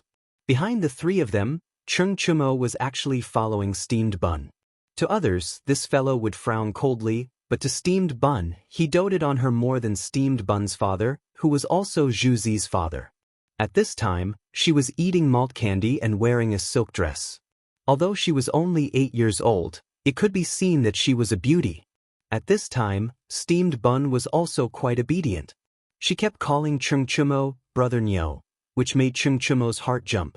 Cheng Chumo hugged Steamed Bun with one hand and held a military book with the other as he shouted angrily, "If you have some strength, come here and fight with me. If you can make me feel pain or make me cry, then you pass. If you can't, then you have to carry 2 bags of food for me and run around the Shao Mountain. If you can't, then you have to teach me a military book." "That's right," Zhang Wuji said. "If you know how to cook, come here and register with me. If you know how to do business, come here." Wei Shu and Zhang Sun weren't so lucky. The 3 of them picked the good ones one by one.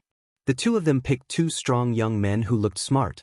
In just a short while, White Deer College's enrollment process could be considered to have begun. After everyone pondered for a while, they obediently lined up in a long line under the intimidating sight of the wooden log and the angry glares of the fierce servants. "You, what's your name?" "Wang Erniu." "Can you read?" "I can read. If I want to write, I can only write my name." "All right, write 1 and pay 1 copper coin." Wang Erniu was taken aback. "Sir, didn't they say that it's free?" Li Chengqian was furious. "It's free? You think the ink and paper are free? You don't even have 1 copper coin. Do you think this is a charity hall? Scram if you don't have money." Wang Erniu's face turned green and white. At this moment, Hao Chujun blocked Wang Erniu and cupped his hands. "Brother, I'll pay this fellow's 1 copper coin." Li Chengqian looked at Hao Chujun in astonishment. Then he ticked Wang Erniu's name and pointed down Mt. 1,000. "Did you see those houses being renovated when you went up the mountain? Take this to the manager and tell him you're going to register."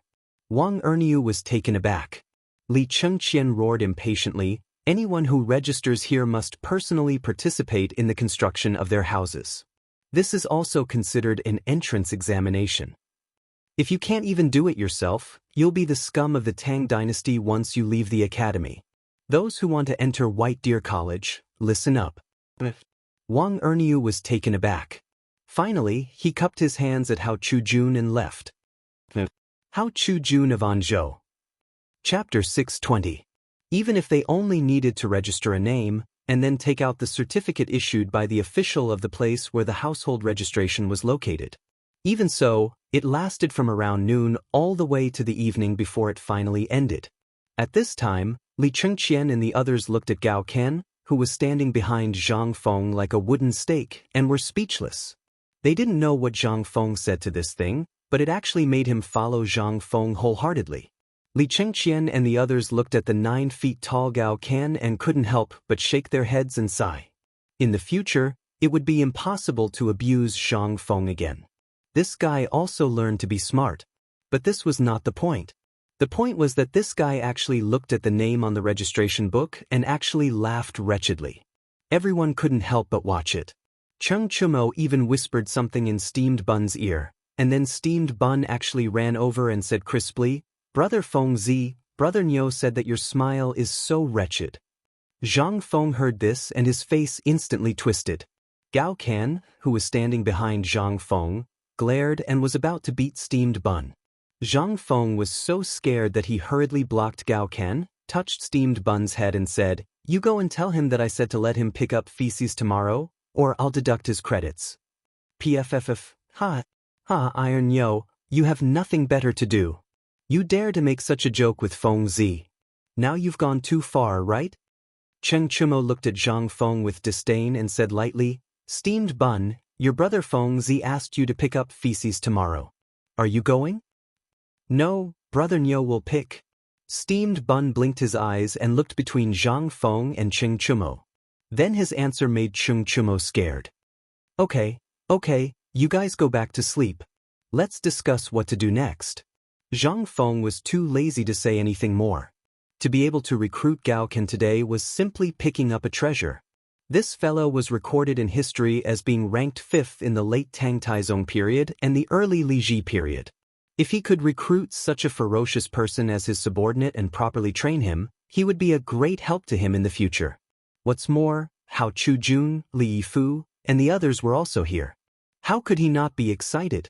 Guzi, Zhu Zi, and Steamed Bun had all left, but that hothead Gao Ken was still standing behind Zhang Feng, unmoved. Li Chengqian and the others also looked at him speechlessly. Seeing this, Zhang Feng curiously turned around and saw that this guy was still standing there. He said, "Gao Ken, go to sleep. If you don't sleep, go guard the door for me." "No, you said it. If you want me to stay close to you, then I will stay close to you." "Fine. Then you can stand." Zhang Feng was too lazy to speak, but he was also a little confused. Was this still the 5th-ranked general? How could this be an iron fool? But at this time, he couldn't care so much. He knocked on the roster and said, "How many people did you recruit today?" 1125 people. "I think there will be more later, but it shouldn't be as scary as today." "But Feng Zi, with so many people, how do you want to handle it? If you teach alone, won't you be King tired to death? Do you want to invite old Xiaotsai and Mr. Li Gang up here?" Li Chengqian put his hands on the table, his face solemn. With so many people, although all of them had joined the construction at the construction site, it was not a long-term solution.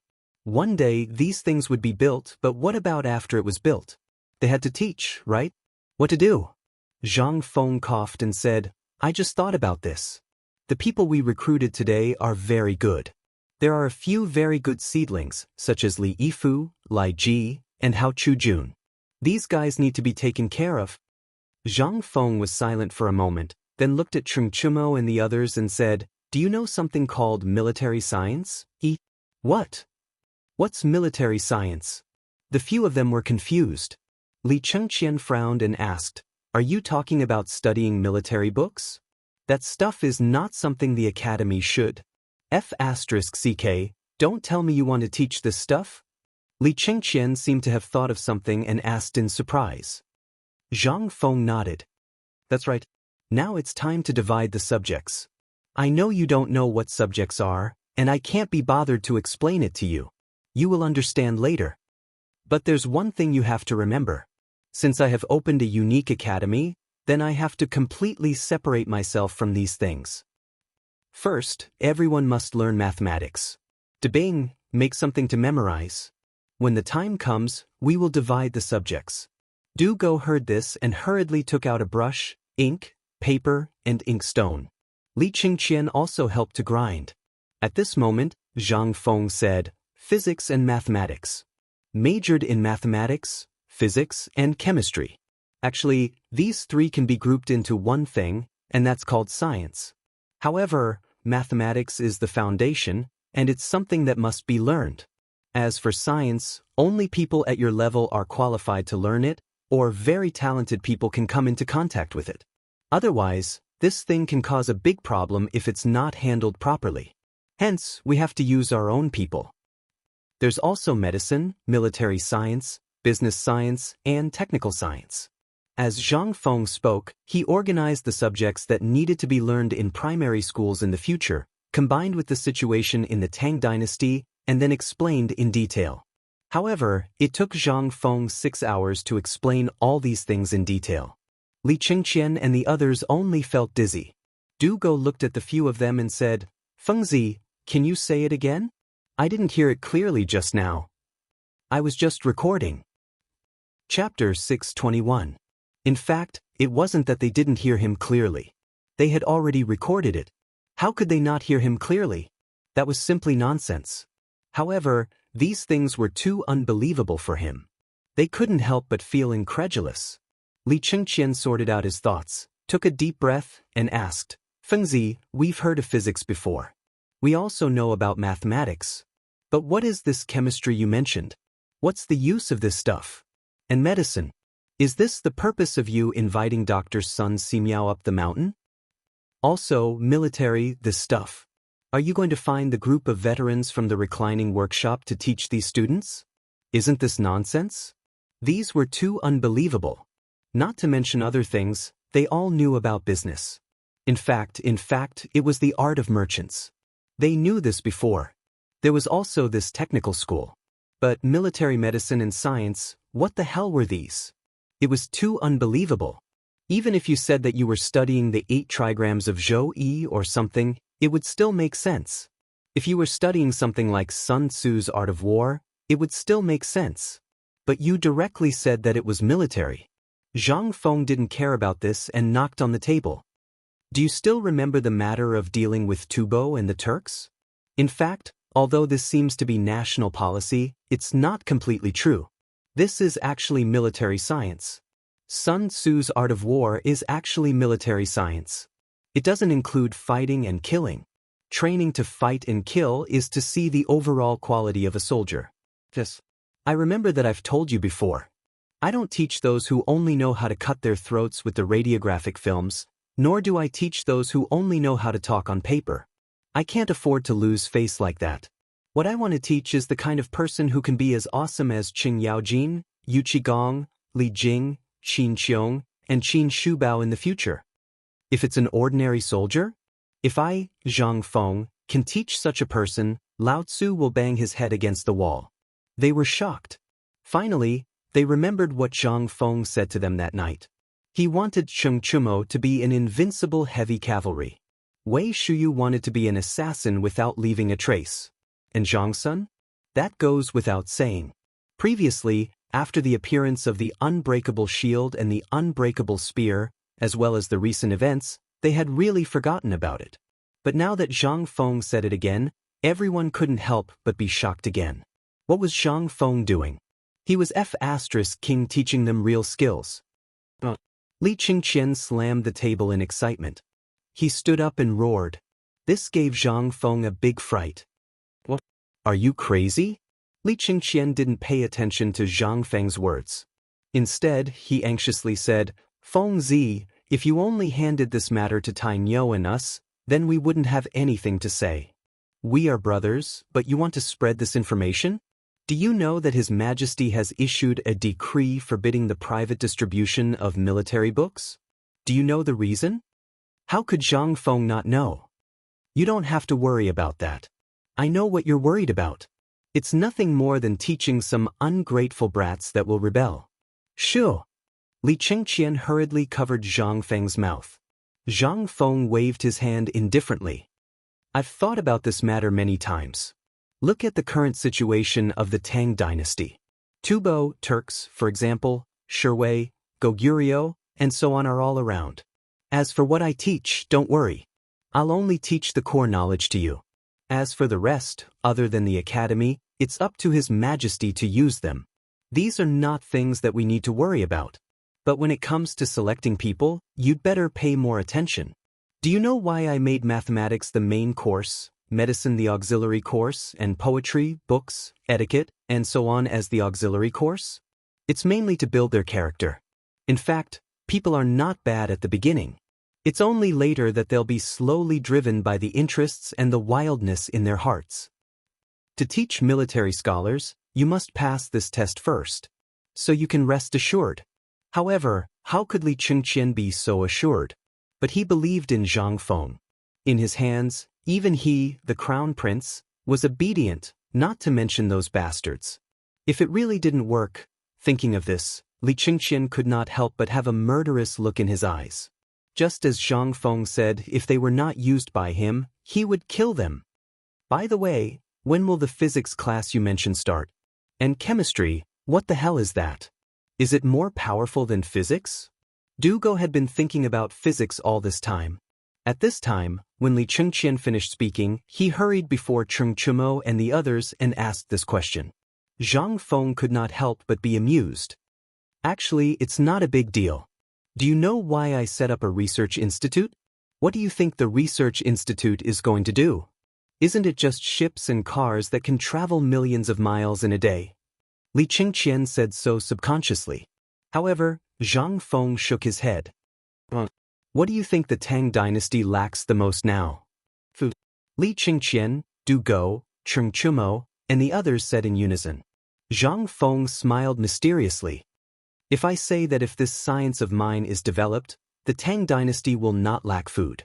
Even if it's a dry day, it will still be able to make the people full of food, would you believe me? Chapter 622. Li Chengqian and the others were completely shocked. Let the people fill their warehouses? Even the Emperor of Qin and the Emperor of Han didn't dare to say such a thing. How could a small research institute of White Deer College come up with such a thing? Since they were shocked, they hurriedly asked. However, Zhang Feng wouldn't say anything even if he was beaten to death. He only said a few words in a despicable manner. All you need to know is that the core of White Deer College is actually for the 3 big factories, the steel factory that is invulnerable, the loom that doesn't require manpower and can weave 3,000 feet of cloth in a day, and the rubber factory. That's all. As for the rest, you will know when the time comes. The core isn't the research institute? Dugo was dumbfounded. However, Zhang Feng rolled his eyes at him. Li Chengqian then said dizzily, what Feng means is that this research institute is a secret of White Deer College that no one other than the few of us can know about. Dugo nodded in realization. He pointed at Gao Can, who was snoring like a wooden stake, and said, what about him? He heard it too. The others were speechless. What kind of godly person was this? How could he fall asleep at this time? No wonder Feng Zi would let this guy be his follower. Wasn't this 2F** king useful? However, there's still a main problem now, Feng. Zhang Sun spread his hands and said, no matter how awesome you say it, you still lack manpower. Don't tell me you're going to tire yourself to death with these thousands of people? When Zhang Feng heard this, he finally understood. It was true. There were so many people and he was alone. He was going crazy. Zhang Feng touched his mouth and pondered for a long time, but he couldn't think of a solution. This Chang and university was basically a cover-up and prepared for those who really didn't have much talent. After the first semester, those with poor grades would be sent over. If Li Gang still couldn't solve it, then they would be kicked out. This was also a way to make use of trash. It couldn't be revoked for now. In that case, there was really no one to use. Zhang Feng could not help but sigh. Previously, he was worried that no one would come. That's right. What I'm worried about now is where will the people come from to guide these guys? You can't expect me to teach them word by word, right? Wouldn't he be exhausted to death? However, it was still early. There was still time. Zhang Feng rubbed his throbbing temples and waved his hand. Go to sleep. I'll only say this once. Tomorrow, I'll go down the mountain and wander around Chang and city to think of a solution. Also, during this period of time, your task is to move all the books in your house for Lao Tzu to boost his reputation. Also, Li Gan, go and ask your father where his preface to the Orchid Pavilion is. How long has it been? It's time to fulfill the promise. The academy is too cold. Why don't you guys worry about it? You even say it's a good thing. Zhang Feng scampered off amidst his nagging. All that was left was a group of people in a mess. What's wrong with Fengzi? If he wants books, just ask for books. Why did he have to make it sound so fresh and refined? Li Qingqian looked at Zhang Feng in disdain. Isn't this how he's always done things? Sigh. He's just pretending to be cool. It's really fresh and refined. Let's go to sleep. I want to ask my father for books. But, speaking of which, Debing. Without waiting for Li Qingqian to speak, Du Go clutched his stomach and screamed. My stomach hurts. Everyone, take your time to chat. I'm leaving. Li Qingqian was speechless. He looked at Cheng Chumo, then at Zhangsun and Wei Shuyu. Well, it seems that we'll have to rely on ourselves for this matter. The rest is easy. I can get some things from my place. However, there are still some strange books that I'll need the three of you to deal with. That shouldn't be a problem, right? What could they say? The Crown Prince had already spoken. Even if there was a problem, there would be no problem. Who could compare with Dugo? Cheng Chumo did not mind. Anyway, although there were many books in his house, they were, in fact, obtained by his father to put up a front. As for the real good books, it would be up to Wei Shuyu to do it. This guy definitely had more strange books in his house than anyone else. Li Qingqian slapped his forehead, finally remembering an important matter. Worm, I remember that you have a book, Wei Liaozi, at home, right? When Zhang Sun heard this, his face could not help but turn a little ugly. I do have it, but this thing is my father's favorite. It's not easy for me to take it. It's fine.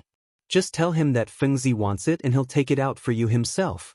There's also the Book of Jin, the Three Lu, and the Six Tao. Have you heard of these things? Li Qingqian racked his brains and asked one by one. He had to make use of this good opportunity to get all these good things out. Even he only knew about these things when he chatted with Li Gang in the past. He really did not know where these things could be found. If he could make use of this opportunity to get his hands on them, then his life would not be in vain. As for Dugo, who was hiding outside the door, actually did not go to the outhouse because of a stomachache. When he heard that there were so many good books, how could he sit still? He hurriedly said, I know about this. Previously, when I was at the bad guy's house, I happened to hear him mention a book called The Six Tao. It would have been better if he did not say anything. Once he said that, Li Qingqian and the others could not help but laugh evilly. I'll leave the rest of the books to you. It's your fault for having so many books. Chapter 623. The next morning, after saying goodbye to everyone, Zhang Feng went to Chang and city leisurely on a roller coaster. Although Li Qingqian tried to persuade him to sit in the great scholar's sedan chair or ride his white horse, Zhang Feng didn't know how to ride a horse. Besides, he didn't want to be too conspicuous. At this time, some small vendors and stalls had already been developed at the foot of the ruined mountain. Even the traveling merchants had built a simple shed with trees and started to do small business in it. Not to mention that the business was not in Chang and city. For example, the barbecue cellar. Now, the barbecue was mainly chicken and duck meat, which suited the taste of the hard work on the mountain. Even Cheng Chumo and the others went down the mountain from time to time to make some barbecue and drink a big barrel of beer. Then they went up the mountain while humming a song. Not to mention the common people. After a day's work, they went to drink a bamboo tube of beer at night. Although they couldn't afford the barbecue, at least they could smell the fragrance and drink the beer. At this time, standing outside Chang and city, looking at the mottled city wall, Zhang Feng had the illusion that he saw the city wall of Chang and city in the future. Sparse people were going in and out listlessly. On the way, he saw some teenagers who were excited to go to the academy. Entering Chang and city, the disaster victims in the city were obviously reduced a lot. Zhang Feng was a little puzzled. It seemed that the disaster was under control. But why were more and more people gathering on the mountain? It was not a good sign if it went on like this. Although there were 30,000 dawn of grain, the original 5 or 6,000 people, plus the current 1,200 people, were almost 10,000 people. With so many people, the 30,000 dawn of grain would be used up. No, he had to find a way. The streets of Chang were very clean.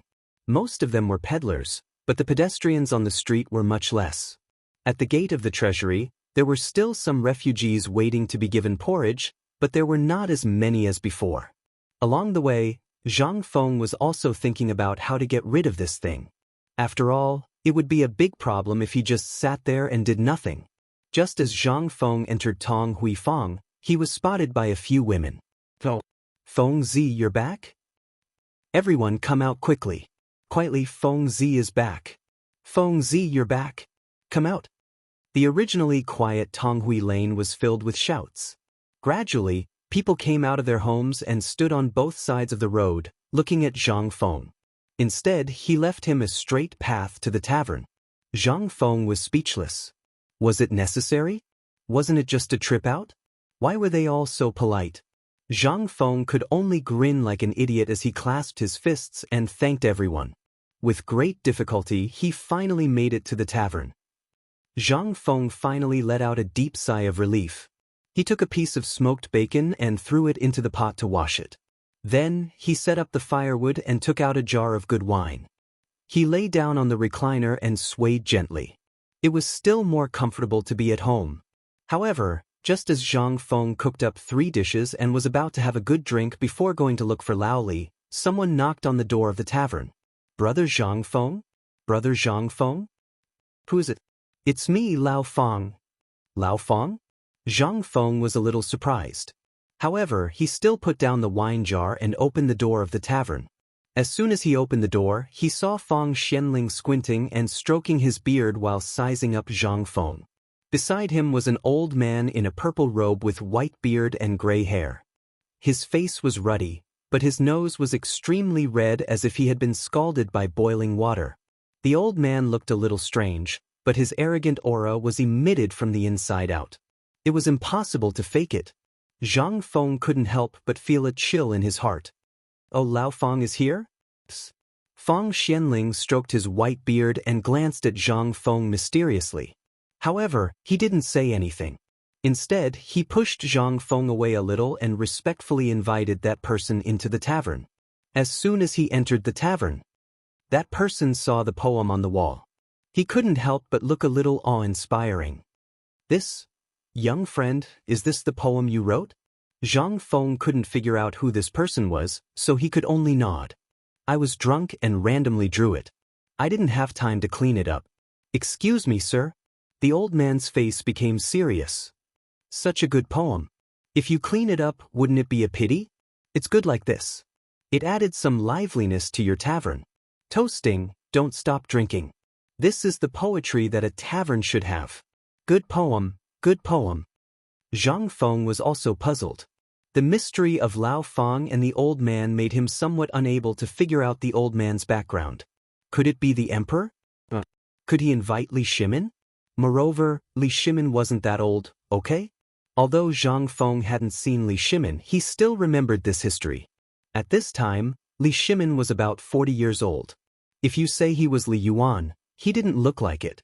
Moreover, if these two went out of the palace, wouldn't it shake the heaven and earth? How could it be so calm? This person wasn't these two at all. Involuntarily, Zhang Feng couldn't help but ask, "Excuse me, sir, I'm Yu Shernan."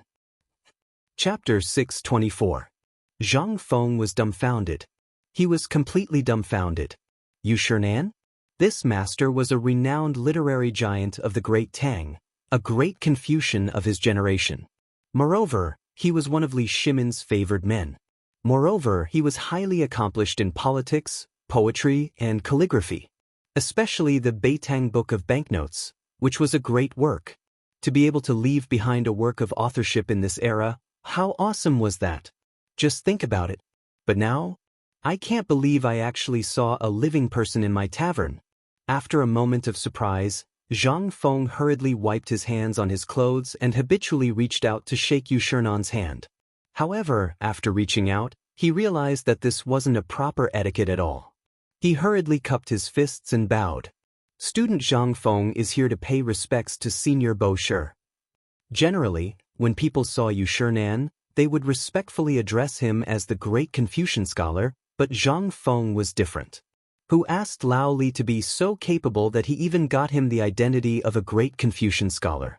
Unbeknownst to Li Chengqian, Zhang Fengxi's poetry collection had passed through old Li's hands.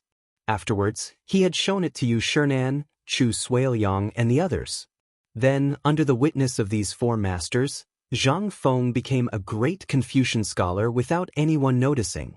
Moreover, the inscribed board of the Chang, an academy, had the signatures of these four masters. This thing was a golden signboard in the Tang dynasty. Generally, if a person wanted to become a great Confucian scholar, at least 10 great Confucian scholars had to jointly recommend him, and then he had to make a backup record in the Imperial College, the Ministry of Personnel, and the Supreme Court. Only then would the Imperial Court issue a document. But that was not all. You also had to be recognized by the Shandong gentry. You had to get a great Confucian jade plate issued by the Shandong gentry, which was equivalent to an identity card.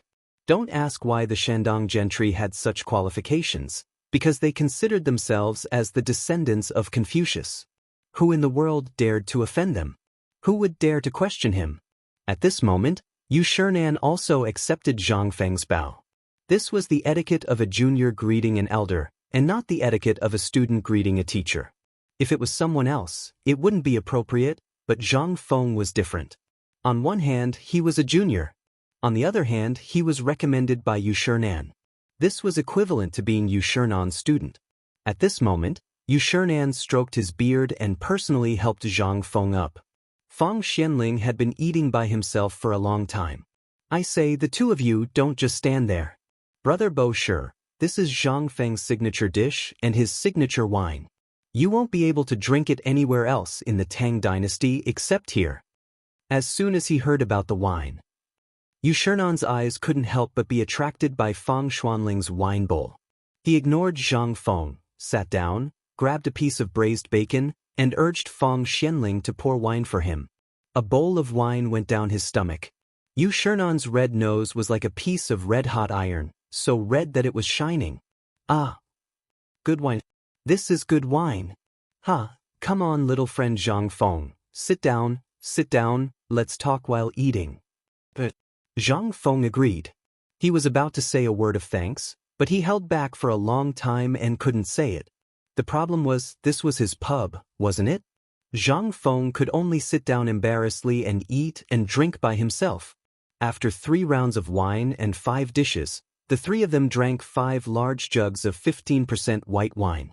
Only then did they feel dizzy, touched their stomachs, and burped. Little friend Zhang Feng, you're going to treat this wine like a treasure? Yu Shinan said very bluntly.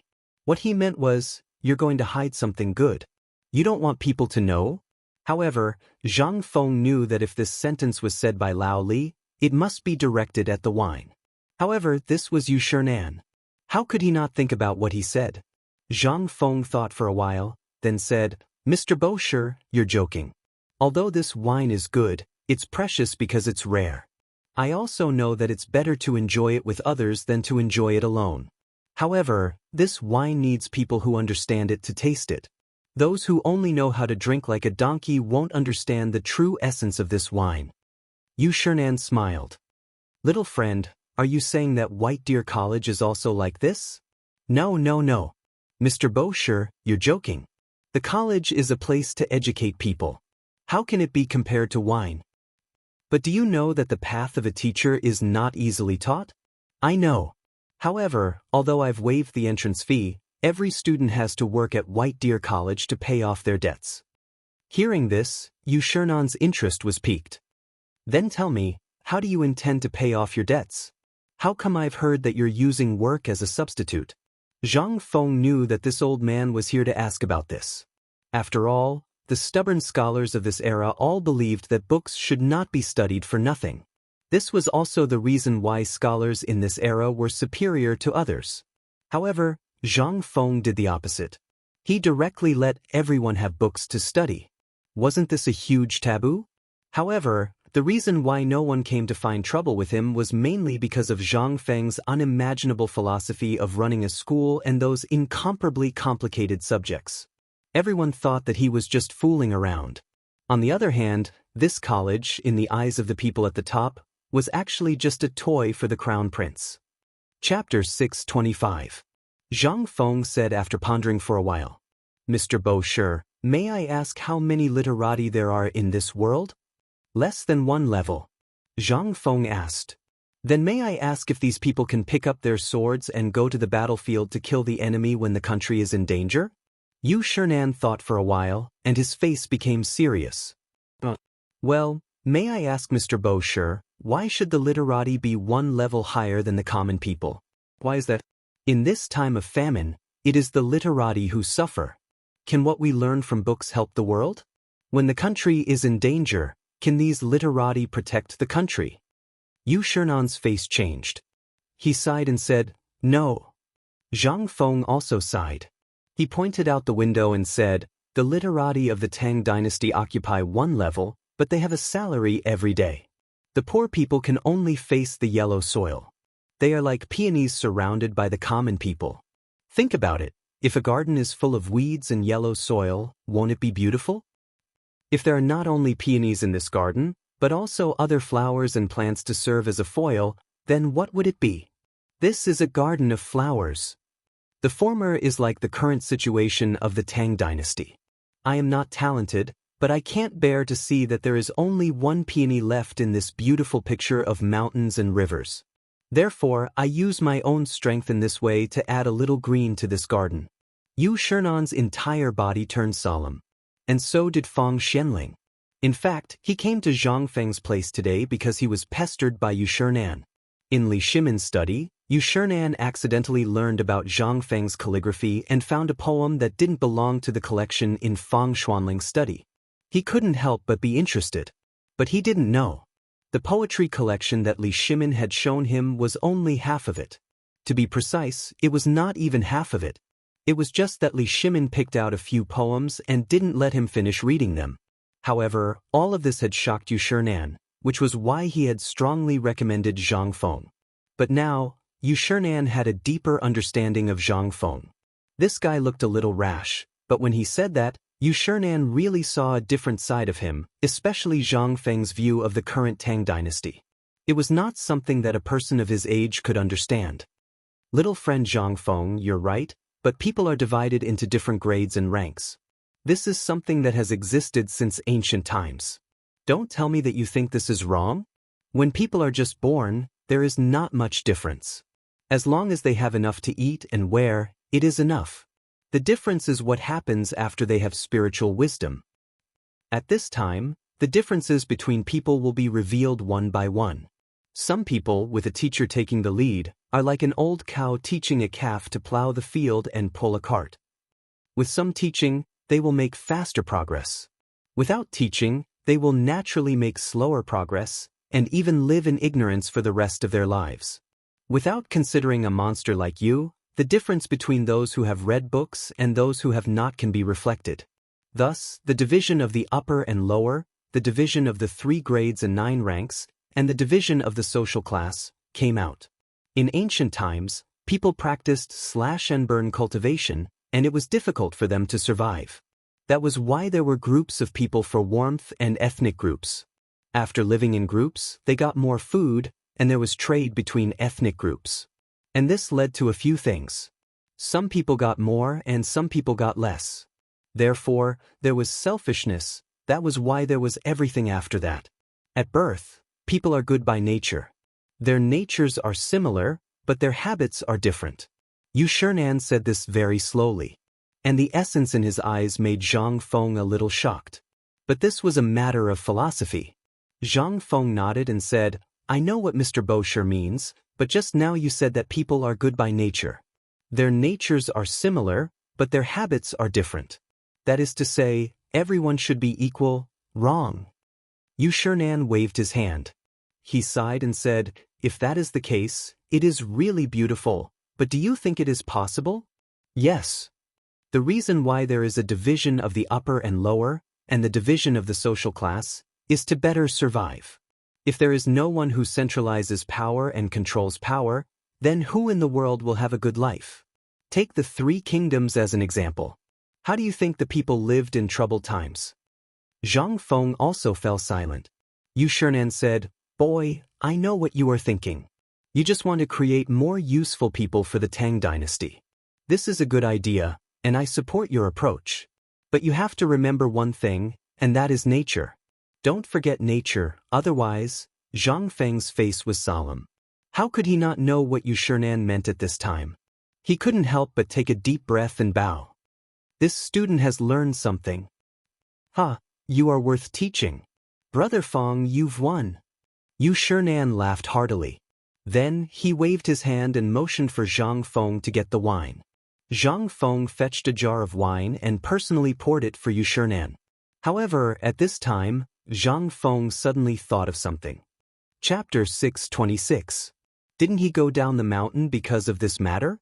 Now that this person had taken the initiative to come knocking on his door, it seemed that this collection of poems was still useful.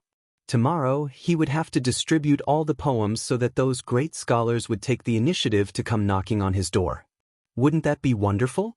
Thinking of this, Zhang Feng couldn't help sighing with a sad face. Old Mr. Bo Shi, there's something you don't know.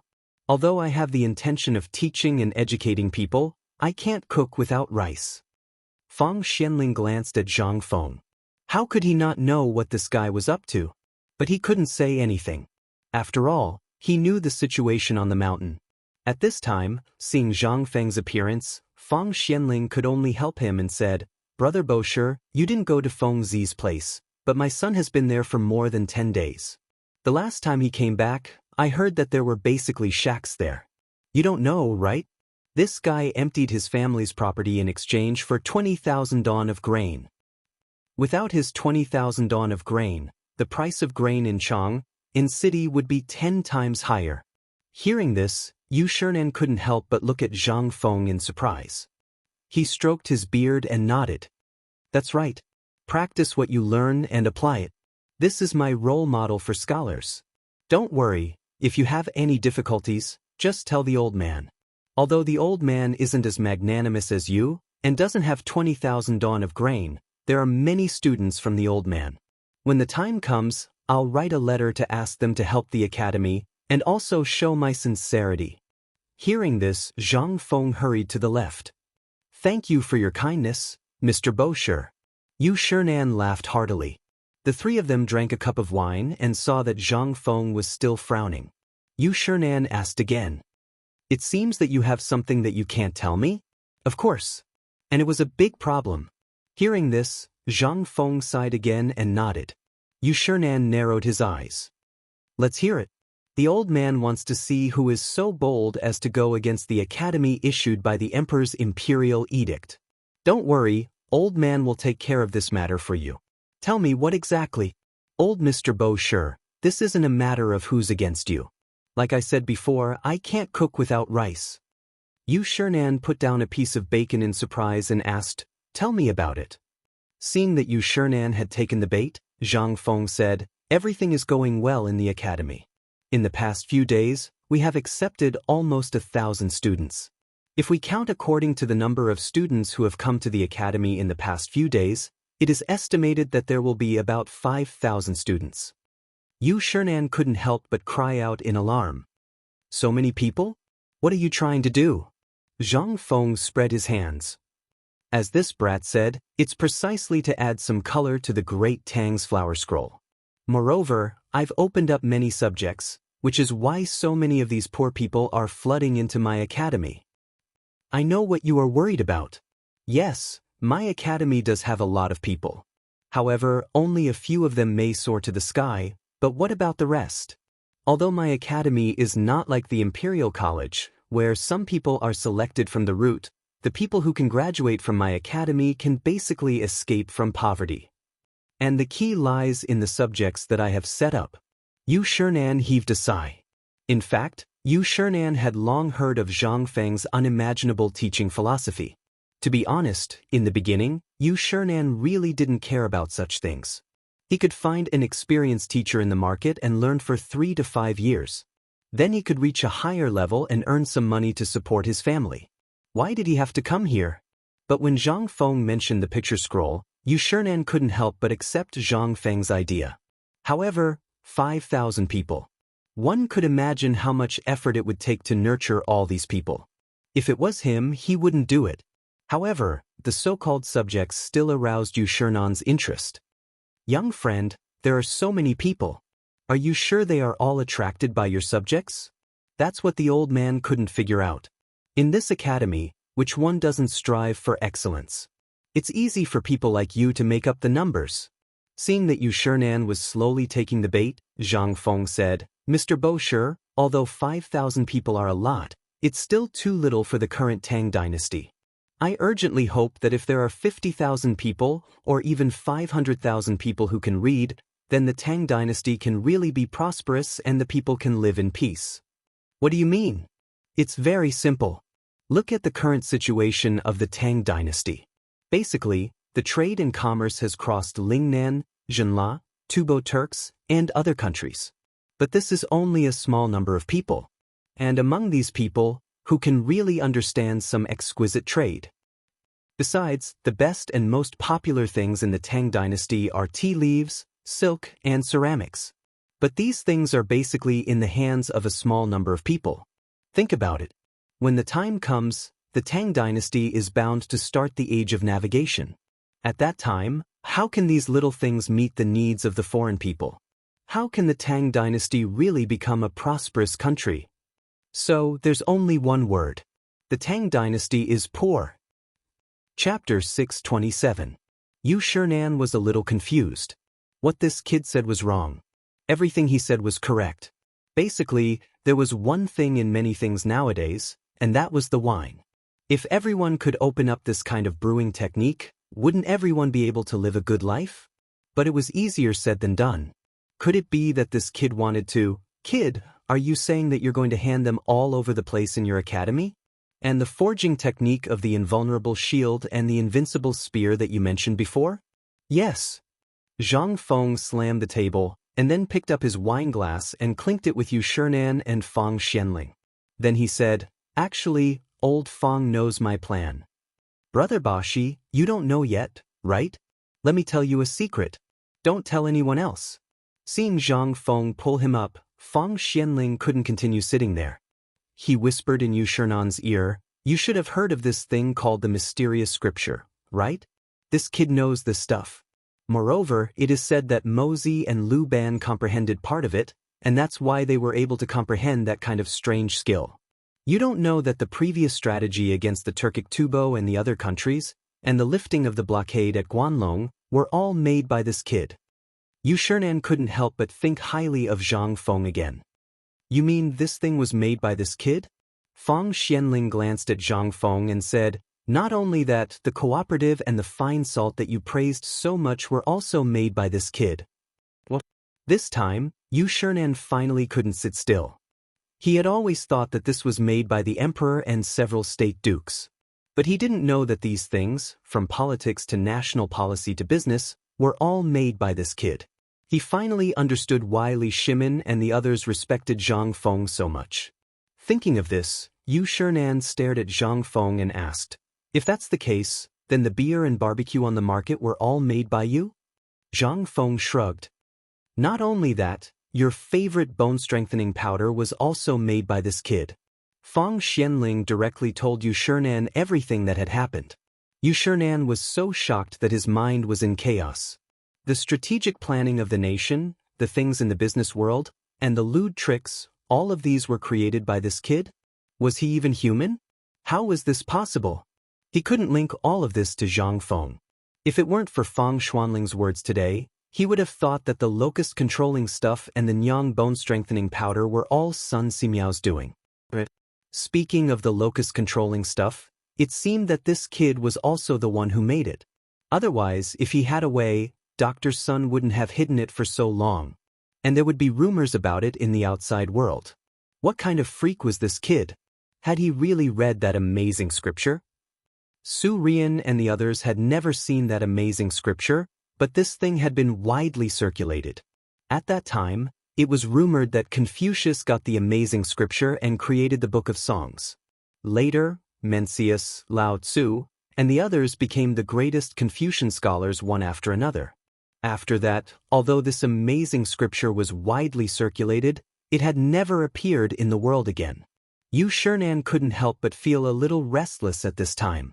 Who wouldn't read the amazing scripture? My young friend, what are the subjects in your academy?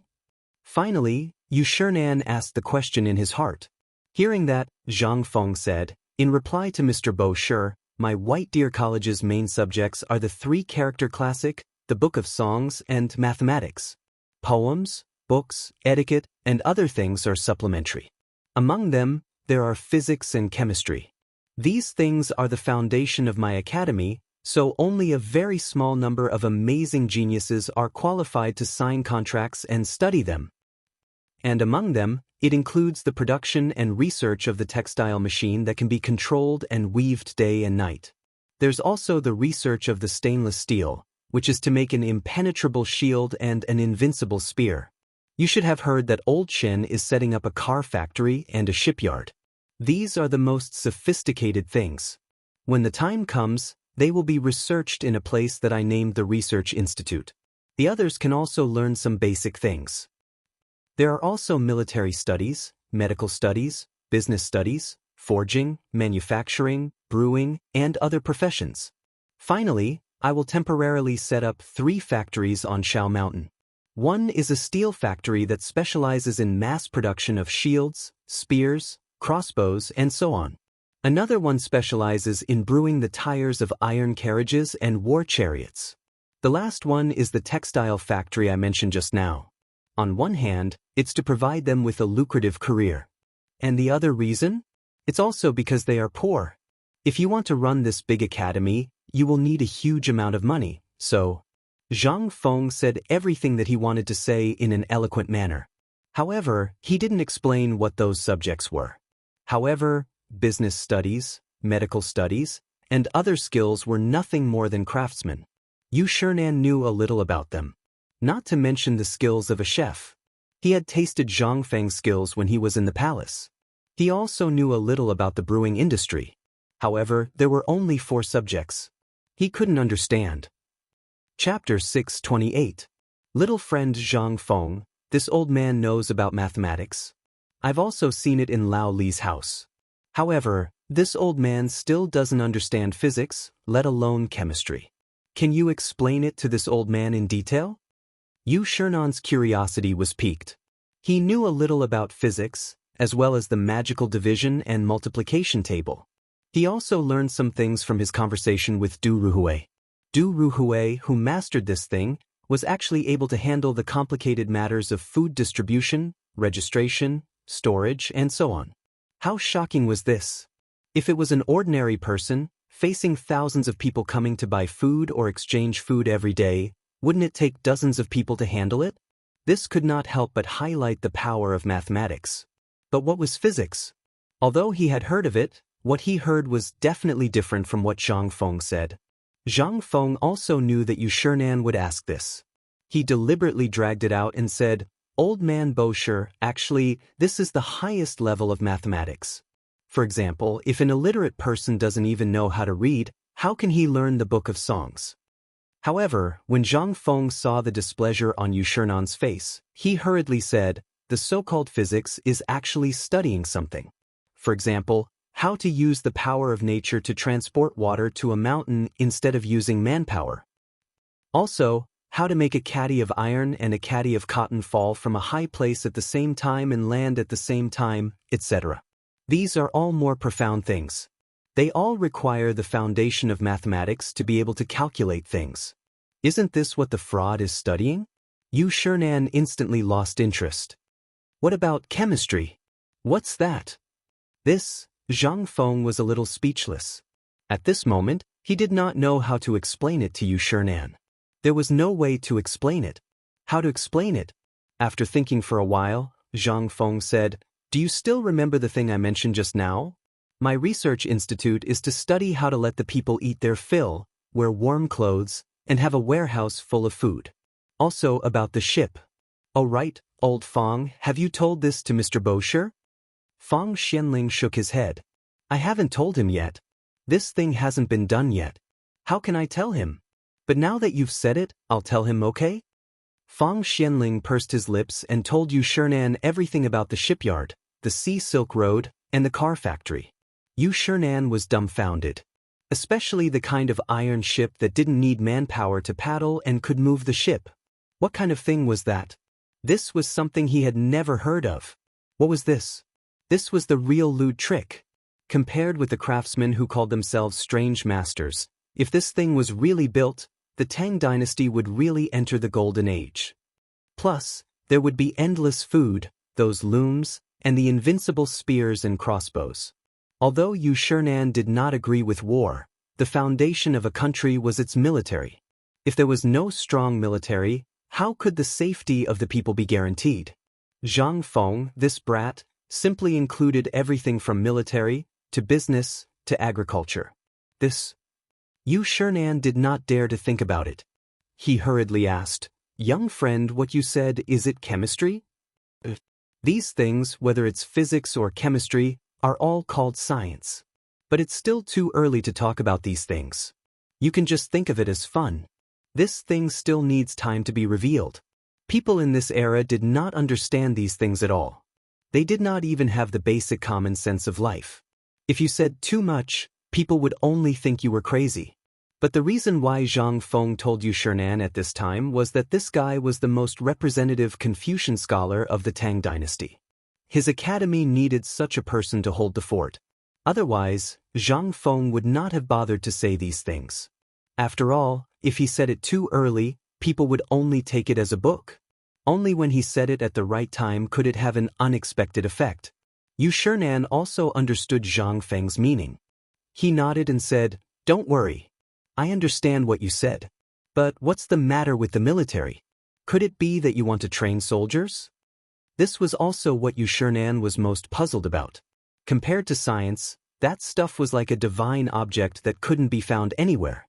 But what about military? He instantly thought of the dirty scene in the garrison camp outside Chang'an City.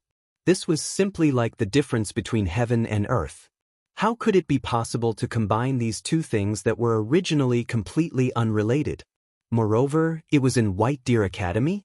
In fact, the military was also the purpose of Fong Xuanling's visit today. He was very worried that once this thing was revealed, it would inevitably cause ripples in the imperial court. At that time, it would not be a simple problem of the academy, but a political problem. Fong Xianling patted Zhang Feng's shoulder with a serious face and asked, "Fengzi, you have to think about it. Once this military course is revealed, do you know what the consequences will be? And military studies, isn't it just reading books? Could it be that you want everyone in White Deer Academy to study the art of war?" Chapter 629. Not to mention Yu Shernan, even Du Ruhui couldn't help but worry. The military and the academy had always been at odds with each other. Otherwise, the civil and military officials wouldn't have fought against each other in the cottage. But what was Zhang Feng trying to do now? Was he trying to combine the two into one? How was this possible? There was always a taboo for soldiers, and that was to be involved in politics. It was the same for politicians. But what Zhang Feng was doing now, wasn't it? The two of them didn't dare to think further. That was why Fong Xuanling's expression suddenly changed. He was worried that if the imperial court knew that Zhang Feng's White Deer College was like this, it would become the target of the entire Tang dynasty. At that time, even if the emperor wanted to resist, it would be impossible. But Zhang Feng didn't seem to be worried about this. Instead, he waved his hand and said, "Don't worry about this, Mr. Bosher. Old Fong, you can rest assured. Do you think I'm stupid? How can I teach this to just anyone? Same old rules. To put it bluntly, this thing isn't made for ordinary people. Do you think this thing is made for ordinary people? I made this thing for people who are prepared, like Tang Yo and the other extremely talented people." Fong Xianling seemed to understand, but Yu Shernan really didn't. Actually, from the very beginning, when he heard these brats talk about an impenetrable shield and an invincible spear, he had always felt a faint sense of worry. If you said that this thing was serious, it was really a serious problem. If you said that it wasn't serious, it wasn't a problem at all. Just as Zhang Feng said, Cheng Chumo and the others were born in the military. Take Wei Zheng's son, Wei Shuyu and Fang Yai for example. At this time, they were all holding important positions. But which hot-blooded youngster wouldn't be attracted to studying or practicing martial arts? At this moment, Zhang Feng also gave an answer. Some people are obsessed with one thing the moment they are born. Or maybe they were influenced by their parents and chose their own path. Or maybe they were inspired by the heroes in the streets and yearned for the heroism of soldiers on the battlefield.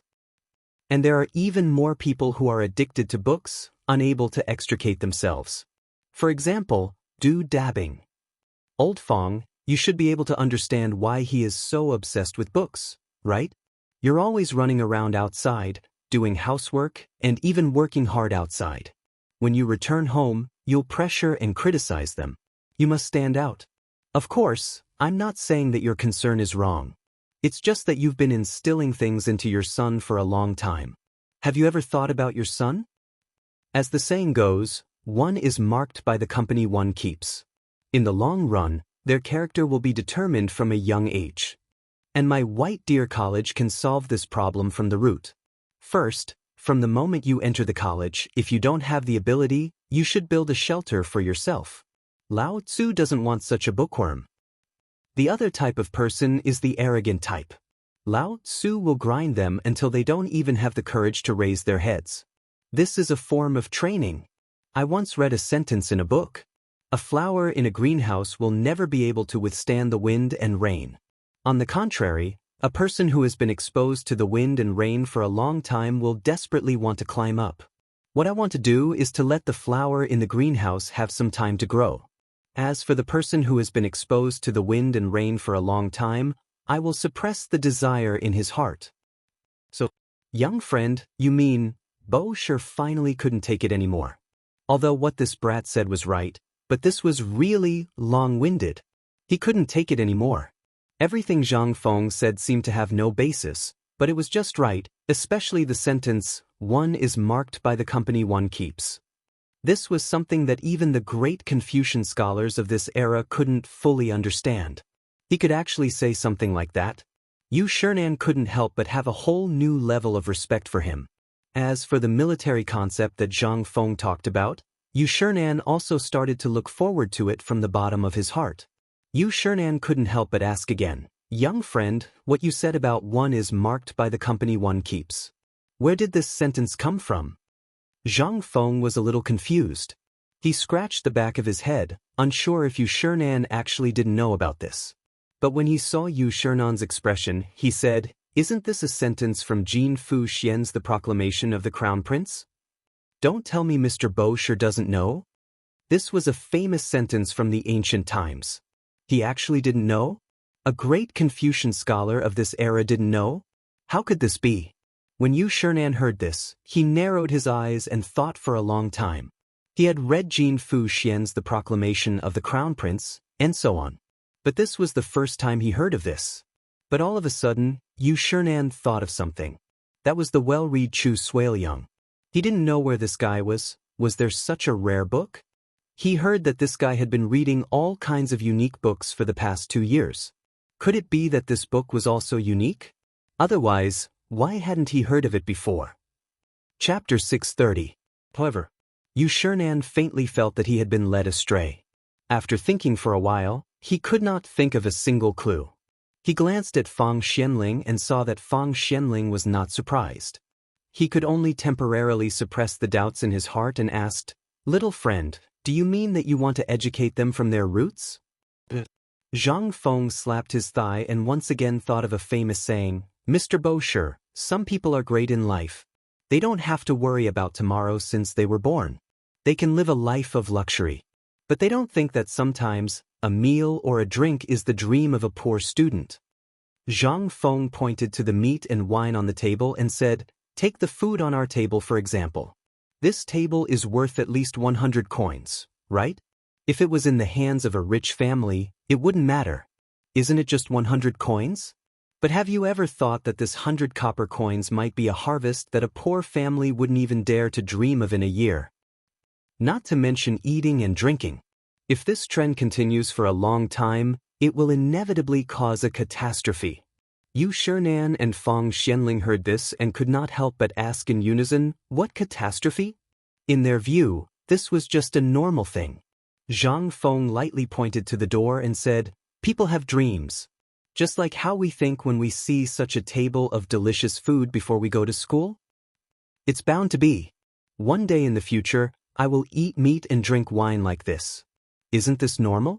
Yu Shinan and Fang Xianling did not understand what Zhang Feng wanted to say. But after hearing this, they thought about it and nodded. You're right.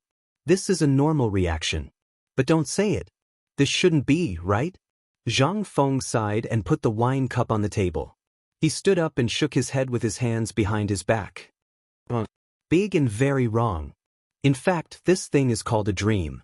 And there is another saying, it is called desire. Human desire is a terrible thing. Once it takes shape, this thing is enough to destroy a family, a city, and even a country. Buzz. This time, Yu Shinan and Fang Xianling really understood. If they still did not understand at this time, then there was really a problem. Previously, when Zhang Feng had not mentioned it, they had thought that it was something that humans should have. But at this time, when Zhang Feng said this, they carefully thought about what Zhang Feng said today.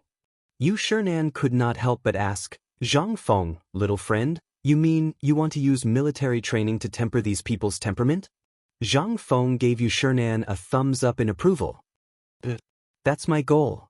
Think about it, many of these people might enter the imperial court and become officials in the future. I don't want to be criticized behind my back when the time comes, saying, Ayaya, look, this corrupt official is from the White Deer Academy. What is this? You are destroying your own reputation. And more importantly, you have seen the situation in the Tang dynasty now.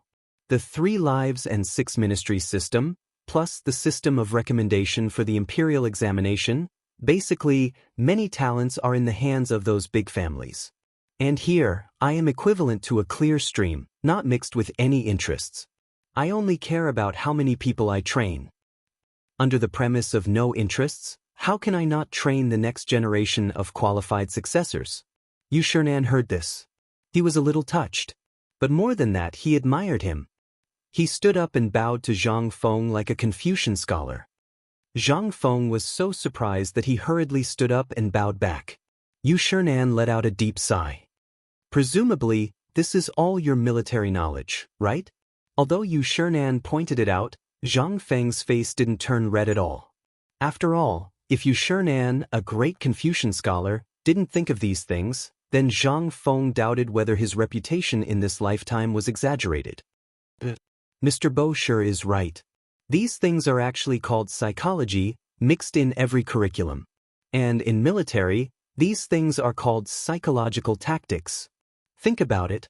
Now, there are so many countries around the Tang dynasty.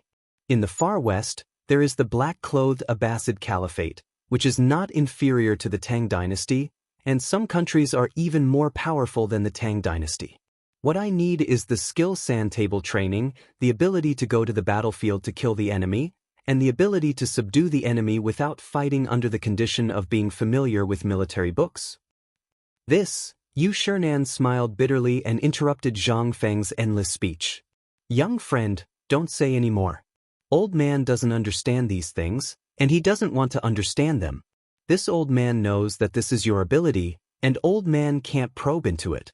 But there is still a trace of confusion in my heart. I wonder if young friend can solve it? At this time, Zhang Feng was a little drunk. Obviously, he talked too much. At first, Yu Shinan didn't notice. But now, the more Yu Shinan listened, the more he felt that something was wrong. If he continued to talk, it wouldn't be a discussion of academics, but a discussion of military books. This was a taboo in literature. So he could only stop Zhang Feng. Zhang Feng choked for a moment. He wasn't angry. Waving his hand, he sat down again, clinked his wine cup with Yu Shinan, and said, Mr. Bosher, please ask. Yu Shinan then said, Old man has always been curious. Young friend, who is your master? Zhang Feng had long known that he was going to ask this question. After all, he had already thought of a set of excuses for this matter. Zhang Feng sighed, looking a little lonely. After 3 cups of wine, he said, "Let's not talk about this for now. Let's talk about something else." Chapter 631. Yu Shinan almost sprayed a mouthful of wine on Zhang Feng's face. He waited for a long time. "That's all you said? Who dared to do this in the Tang dynasty? Except for the emperor, there were only a few people who dared to do this." However, Yu Shinan couldn't find any sign of anger. After all, it was a big taboo to rashly ask about someone's master. Zhang Feng was lucky that he didn't get angry. Although he knew that Fang Xianling had told him about Zhang Feng's master, he couldn't resist his curiosity. He could faintly hear the 8-front formation and the Zhuge legacy from it. However, he wasn't sure. After all, he hadn't studied this kind of military book. However, at this time, seeing Zhang Feng's lonely look, Yu Shinan knew that he couldn't ask. He could only go to Fang Xianling and ask, "Brother Fang, this..." Fang Xianling looked at Zhang Feng and then looked at Yu Shinan and said, "In fact, I forgot to tell you this. This guy once said that he had cultivated on Wutai Mountain for 5,000 years and that Zhuge Kongming was his disciple." At first, Old Man also thought that this guy was talking nonsense, but now, Old Man felt that this guy's words could be combined with something in military books. Could it be? Sure. Yu Shinan's expression changed drastically upon hearing this. He hurriedly covered Fang Xuanling's mouth. "Brother Fang, you actually believe such a preposterous excuse? This is just this guy's nonsense. Although this is the first time I met this guy, although he is reliable, his mouth..." Fang Xianling sighed and nodded. "This is all because of this guy. If he could have a family, he wouldn't be so lonely. This guy was once hit hard. His family was originally a rich family in XX place. Because of a mountain flood, the whole family died. If he was a normal person, he would have done something." Yu Shinan fell silent. He finally understood why this brat was so out of tune and why he talked so much nonsense. This was all caused by loneliness. Yu Shinan couldn't help but sympathize with Zhang Feng. "Young friend, Old Man knows that you're not feeling well, but people need to look forward. Think about it. Once your academy becomes famous in the Tang dynasty, won't you also have a meteoric rise? When the time comes, the proper thing to do is to help your Zhang family flourish." Zhang Feng was dumbfounded. He looked suspiciously at the 2 old fellows who were whispering to each other, wondering what they were talking about. However, he didn't want to listen to the whispers of the 2 old men. Borrowing Yu Shinan's words, he sighed and raised his cup to drink. Old Feng usually looked like an honest person. Who would have thought that this support would be so beautiful? However, Zhang Feng's face was still full of bitterness and hatred. He said, "Isn't that so? That's why I spent all my life learning and all my wealth to establish this White Deer College. That's why I thought that if I could pass the imperial examination 3 years later, I could enter the imperial court and take this opportunity to create more talents for the Tang dynasty. But, alas." Zhang Feng said a few words, but didn't know what else to say. He sighed deeply. After a while, he continued, "I know what old Mr. Bashi is thinking. Actually, let me tell you this. The psychology I mentioned just now is just a support. The real driving force of this academy still needs some foundation. For example, the training of these people's temperament is undoubtedly the kind of military training." Yu Shinan and Fang Xianling looked at each other and asked in unison, "Military training?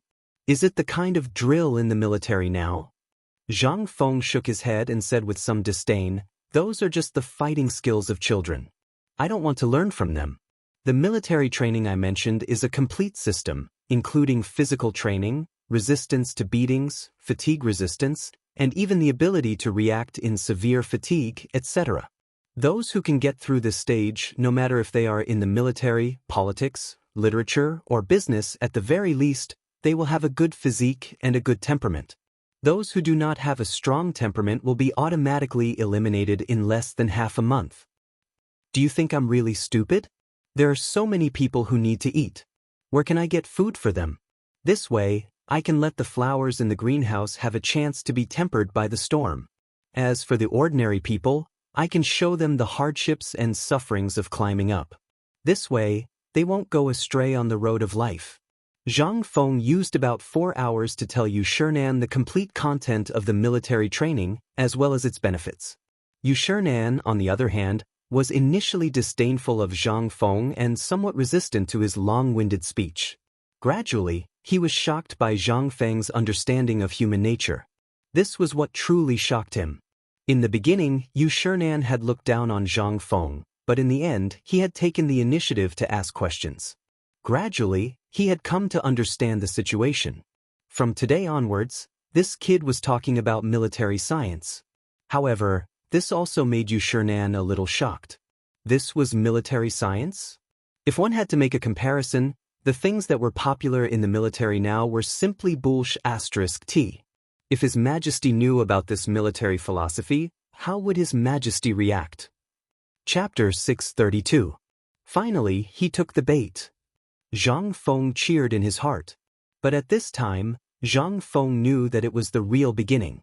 After all, it was easy to persuade a great Confucian to come to the academy, but what about 3 great Confucians? It was not enough. Zhang Feng couldn't help but ask again with a bitter face, "Mr. Bashi, what do you think of my academy?" Yu Shinan shook his head with a wry smile. At the beginning, this guy wouldn't say a word of praise, but now? After showing all the good things, what could Yu Shinan say? He also wanted to see what Zhang Feng's academy could do, but at this time, he couldn't praise this little guy. He had to give him a warning. Yu Shinan stroked his beard and pretended to be deep in thought. "Your academy is not bad. It's just a little unorthodox. Also, it's just a hodgepodge.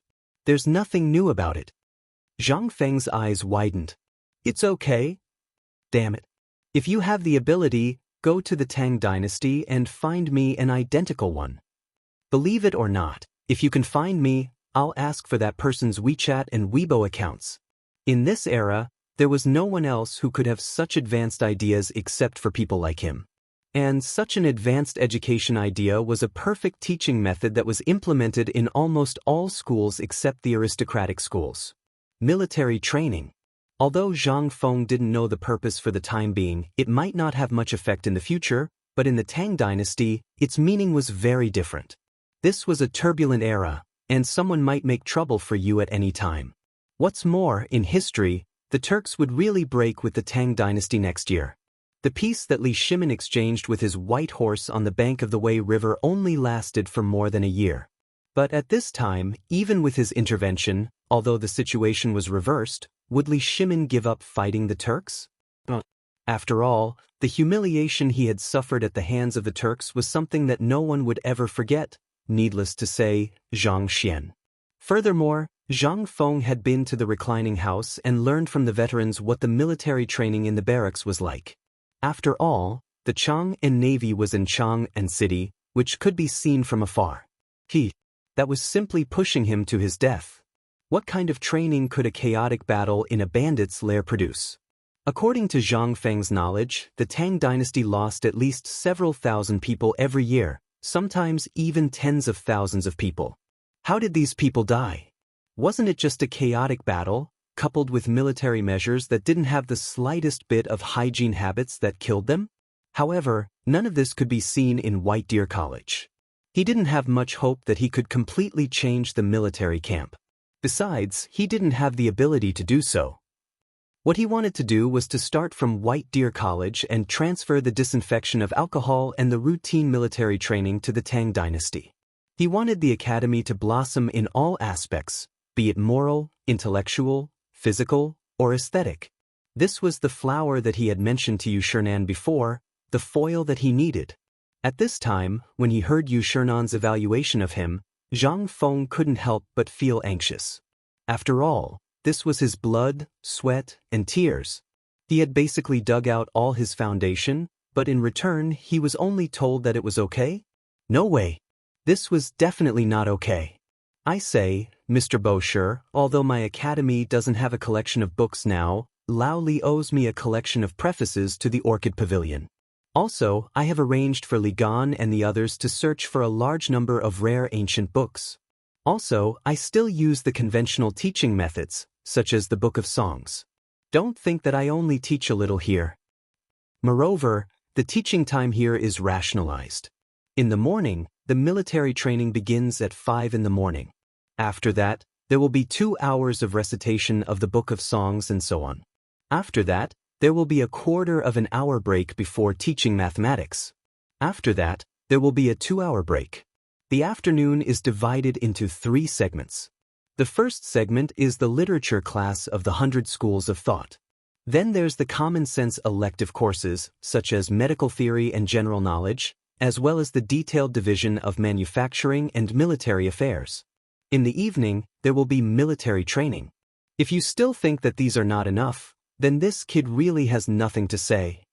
Although Yu Shinan was already extremely shocked, after exchanging glances with Fang Xianling, he forcibly suppressed his shock and said, "What you said is only your appearance. Don't you know about specialization?" This kid knows. Military training is to train their physique in the morning and at night. After high-intensity training in the morning, their nerves will be tired. If they read aloud at this time, it will be easy for them to remember. In the afternoon, it is the most drowsy time of the day. If you ask them to do things that require high concentration at this time, they will be pressed to the extreme. In my opinion, it is much better than rote memorization. The more Zhang Feng spoke, the more he felt that he was being polite. Yu Shinan was also deeply attracted by Zhang Feng's teaching philosophy. He was looking forward to what kind of breakthrough the new teaching model would bring. After all, many people had been taught by him. However, Yu Shinan still maintained a look of disbelief on his face. He shook his head. However, without waiting for him to speak, Zhang Feng directly spread his hands. "If you don't believe me, why don't you come to my academy? It will only take a month. If you don't see any results, this kid will immediately close the academy. If this kid is lucky enough to satisfy Mr. Bosher, then would you like to stay?" Chapter 633. Yu Shinan and Fang Xianling were so shocked that their jaws almost fell off. So, after saying so much, he just wanted Yu Shinan to come to the academy? And he even made the bet in such a roundabout way? When he heard that Zhang Feng wanted to do a medical trial and heard that the miracle-working Dr. Sun Simiao was on the mountain, he suddenly felt that something was wrong. But Zhang Feng didn't give him a chance at all and just made the contract? Wasn't this forcing a deal? Yu Shinan looked at Zhang Feng, who glanced at him from time to time.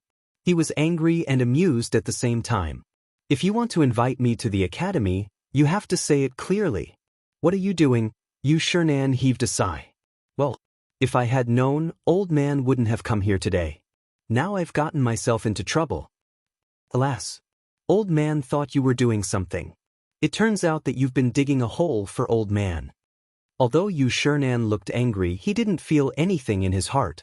If he didn't want to go, he could stand up and walk out. But he didn't. After all, Zhang Feng had really drawn out his gluttonous bug. After thinking for a while, Yu Shinan said, "Well, since you've made the bet, if old man breaks the promise, with your ability, the whole Chang'an city will know in less than 2 hours." Zhang Feng's eyes lit up when he heard that. Hey, what are you talking about? Am I, Zhang Feng, that kind of person?" Fang Xuanling's mouth twitched. He coughed and turned around. He couldn't bear to look.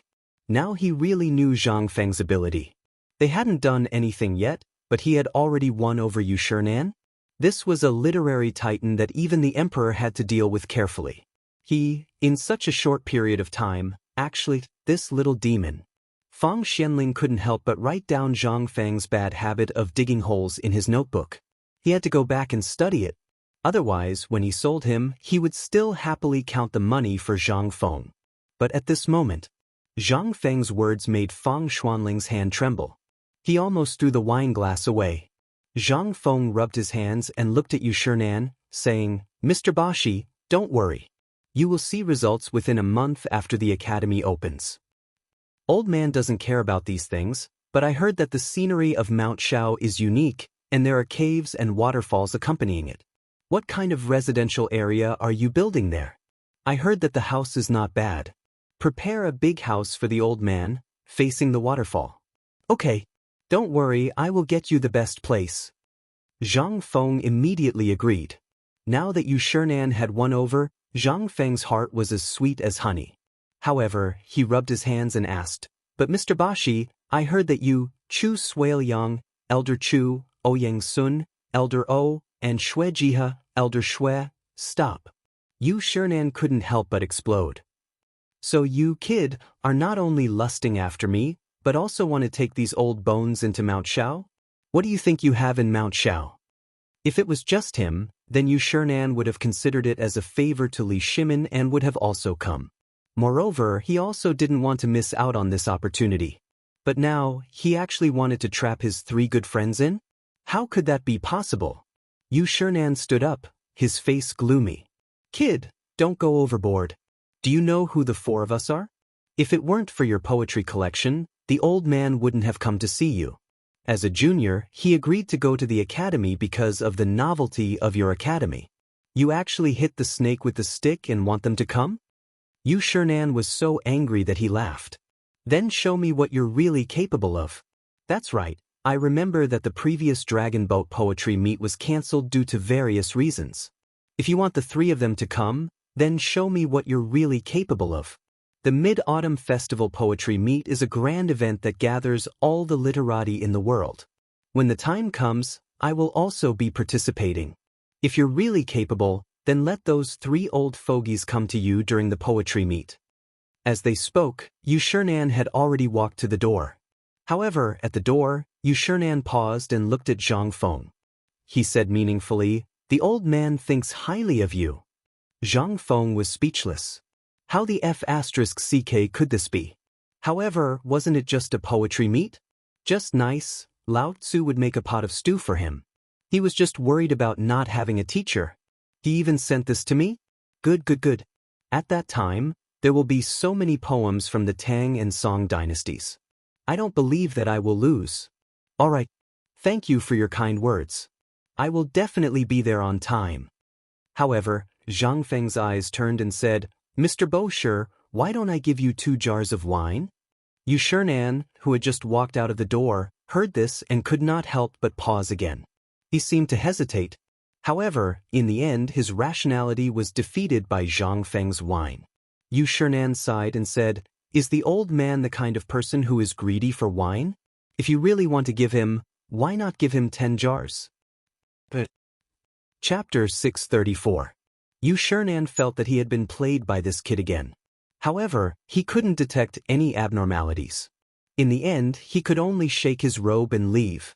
As soon as he turned the corner and walked out of the crooked neck of Tonghui Lane, Fang Xianling couldn't help but ask, "Brother Yu, what do you think of Zhang Feng? He can take on great responsibilities. However, this kid is too bad. We have to be careful." Yu Shernan's words basically judged Zhang Feng. However, at this moment, Yu Shernan said again, "Actually, old man really hopes that those stubborn old men can come to the academy. This kid isn't simple at all. He was able to perfectly assemble so many things that seem to be disorderly and even unrelated to each other. This is really beyond this old man's expectations. Moreover, this kid isn't bad. That's the most important thing." Fang Xianling finally relaxed. "Brother Yu, you don't know. This kid is brainless and straightforward. He says whatever he wants to say. However, this kid knows a lot, so he can." Yu Shernan smiled bitterly and shook his head. To be honest, if it weren't for the fact that the academy's matters are too serious, old man really wants to be friends with him despite the difference in age. However, what scripture did that person say is true? At this moment, they were outside and there were many eyes and ears. Therefore, Yu Shernan could only ask about the mysterious scripture that he had heard from Li Shimin. Although he really wanted to ask in front of Zhang Feng, he still gave up in the end. This was originally a simple matter. He didn't want to turn it into a transaction. However, he really wanted to know about the mysterious scripture. In his conversation with Zhang Feng, he had a feeling that the so-called science, physics, psychology, and military were actually the mysterious scripture. This was what really attracted Yu Shernan. If those 3 old fellows were to find out about this matter, then with their tempers, not to mention not asking for money, even if they had to pay for it, they would still go to White Deer Academy. Yu Shernan was well aware of how attractive that thing was. Although there were very few people who knew about this thing, as long as they knew about it, which one of them wouldn't scramble like a flock of ducks? However, Yu Shinan did not do so.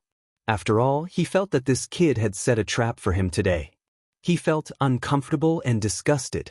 If news of this were to spread, Yu Shinan would still have his face? However, Fang Xianling didn't think so when she heard this. At this time, Fang Xianling was deeply shocked. In Fang Xuanling's memory, there were no more than 5 people who could receive such an evaluation from Yu Shinan. Today, he actually witnessed it with his own eyes. Although in their eyes, Zhang Feng didn't need Yu Shinan's affirmation. He had already grown to the point where he could compete with the great Confucian. Moreover, Zhang Feng's current identity was also a great Confucian. However, his reputation was still not enough. However, if news of him being able to receive Yu Shinan's affirmation were to spread, it would also create an extremely good opportunity for Zhang Feng. In the end, the moment Yu Shinan entered the palanquin, he looked in the direction of Tonghui Lane and sighed. I've heard that there are great people in the marketplace. I didn't expect that the old man would be able to witness it with his own eyes. His life was not in vain. On the other side, after sending off Yu Shinan, Zhang Feng was indeed excited for a long time. After all, being able to win Yu Shinan's heart was already a pleasant surprise. He was thinking about how to find a master to ascend the mountain earlier. He didn't expect that old Fang would send Yu Shinan to his door. What was this? He was just dozing off and someone automatically sent him a pillow. However, it was only one person. Although Yu Shinan didn't say it directly, Zhang Feng's intuition told him that Chu Suiliang and the others seemed to know him. That would make things easier. He just didn't know how many poems he said when he was drunk last time. Zhang Feng couldn't help but secretly regret. He felt comfortable acting tough, but now he felt uncomfortable. How could he act in the future? After all, the poems that he knew and remembered the deepest were only the 300 Tang poems. There were also the song poems and the poems after the Tang dynasty that he dared to use. But even so, the poems that he knew were only a few hundred. If he were to encounter such a situation in the future, what would he do? No, he had to find a good time to ask Lao Li how many of these poems he leaked out. Otherwise, it would be awkward if someone used his poems to show off during the poetry gathering. However, this was the next step. After all, there were still 27 days before the Mid-Autumn Festival. Now that the matter of the teacher had been resolved, all that was left was to make teaching aids. With this thought, Zhang Feng hurriedly tidied up the pub and then ran to Cripple Wang's place. After all, he was familiar with Cripple Wang, and Cripple Wang was a veteran. In this Chang and city, whether it was black or white, Cripple Wang and the others still had some ability. Although Li Gan had already taken care of some of the things, there were still some things like test tubes that had to be found on their own. After all, in this Chang and city, he hadn't seen many skilled glass craftsmen. For this, he had to recruit someone. Then, if he could build a glass factory on Shao Mountain in the future, it would be wonderful. Chapter 635. Giddy up, giddy up, giddy up. Just as Zhang Feng plunged into the veteran's lair of the reclining square, 10 fast horses suddenly rushed into the gate of mind. When the 10 fast horses entered the city gates, they did not show any signs of slowing down. From afar, everyone could clearly see the bright yellow flags on the backs of the horses. They were messengers. Any citizen of the Tang dynasty could not recognize the county magistrate or the city gate guards, but they had to remember the messengers of the Yellow Gate. This was because these messengers were usually dispatched for economic and military affairs or important matters. Under these circumstances, any citizen, no matter what they did, had to make way for them. Even if you were the crown prince, the grand tutor, or even a first-class official, you had to obediently make way for them to reach the emperor. There was no choice. This was the iron law of the Tang dynasty. At this moment, when everyone saw that there were actually 10 small yellow flags at the city gate, they couldn't help but be shocked. They hurriedly made way for the city gate, and even the city guard opened the city gate in an instant. Giddy up! The shouting along the way resounded throughout the peaceful Chang and city. The angry shouts continued all the way to the Vermilion Bird Gate without stopping. The leader of the Yellow Gate took out a strong crossbow that he carried with him. There was even a small bag hanging on the crossbow. He aimed at a wooden pillar on the city gate and shot it. Then, without stopping, he shouted, "Quickly open the city gate." Economic and military affairs. The city guard hurriedly took off the brocade bag. After seeing the contents, he hurriedly shouted, "Open the gate quickly." In the muffled sound, the 10 riders rushed into the imperial city without slowing down. Then, they rushed all the way to the Taiji Palace where Li Shimin was. Report. Economic and military affairs. Economic and military affairs. Before they reached the Taiji Palace, the leader of the Yellow Gate hurriedly took out a waste token. But here, they could not rush in like this. They would only face the strong crossbows of thousands of Jinwu guards. The leader was Yu Qigong's son, Yu Baolin. He was a man built like an iron tower, and no one dared to say a word when he stood at the entrance of Taiji Palace. Yu Baolin took the medallion and examined it. Then, he searched them and hurriedly brought them to the imperial study. Without waiting for Yu Baolin to report, little Gizi, who had been waiting here for a long time, indicated for him to leave. He then led the group through a small yellow door into the imperial study of Taiji Palace. Li Shimin seemed to have long known about the matter of the little yellow sect charging into the imperial city. Such a thing had only happened once during his reign, and that was the time when the old thief Xieli had besieged the city. For things to turn out this way, it was clear that things were not simple. Li Shimin waved his hand with a solemn expression, stopping Xiao Huangmen from kneeling. "Speak." Xiao Huangmen's cracked lips were covered in blood. He knelt on one knee and shouted hoarsely, "Reporting to the Emperor, Long Yu Dao has an urgent report. Recently, the people we planted in Tubo have sent back a message. Please take a look, Your Majesty." As he spoke, Xiao Huangmen's hands trembled as he took out a letter covered in blood and handed it to little Gizi. When little Gizi saw this, he did not dare to be careless. He hurriedly handed this blood-stained letter to Li Shimin. Xiao Huangmen continued, "Your Majesty, at this time, the border between Long Yu Dao and Tubo has already erupted in chaos. Even Tubo's refugees have been raiding our Long Yu Dao for a long time. Even Tubo's army had raided a small town on the border 5 days ago. Even large-scale civil unrest has erupted in Tubo's territory. At this time, the civil unrest in Tubo has faintly formed a huge force." Following Xiao Huangmen's introduction, Li Shimin had also finished reading the letter. Actually, the contents of the letter were not much different from this. It was even more accurate. Rather than civil unrest, it was more accurate to say that it was a change caused by the famine caused by the plague of locusts. What was mentioned in the letter was far more than what Xiao Huangmen knew. There were at least 100,000 people involved in the civil unrest. Most importantly, from the initial lack of food, there was a phenomenon of cannibalism in Tubo. This was terrifying. When faced with such a situation, Tubo could only do one thing, and that was to suppress it. This was the cause of this tragedy. It was the same for Tuyuhun. Li Shimin suddenly thought of something and asked, "Is there any news from Jianan Dao?" "Your Majesty, the envoy from Jianan Dao is waiting outside the door." "Come in." Li Shimin waved his hand. In an instant, the remaining 9 people hurriedly entered the imperial study. Once they entered, they hurriedly knelt on the ground. "Your Majesty, there is an urgent report from Jianan Dao.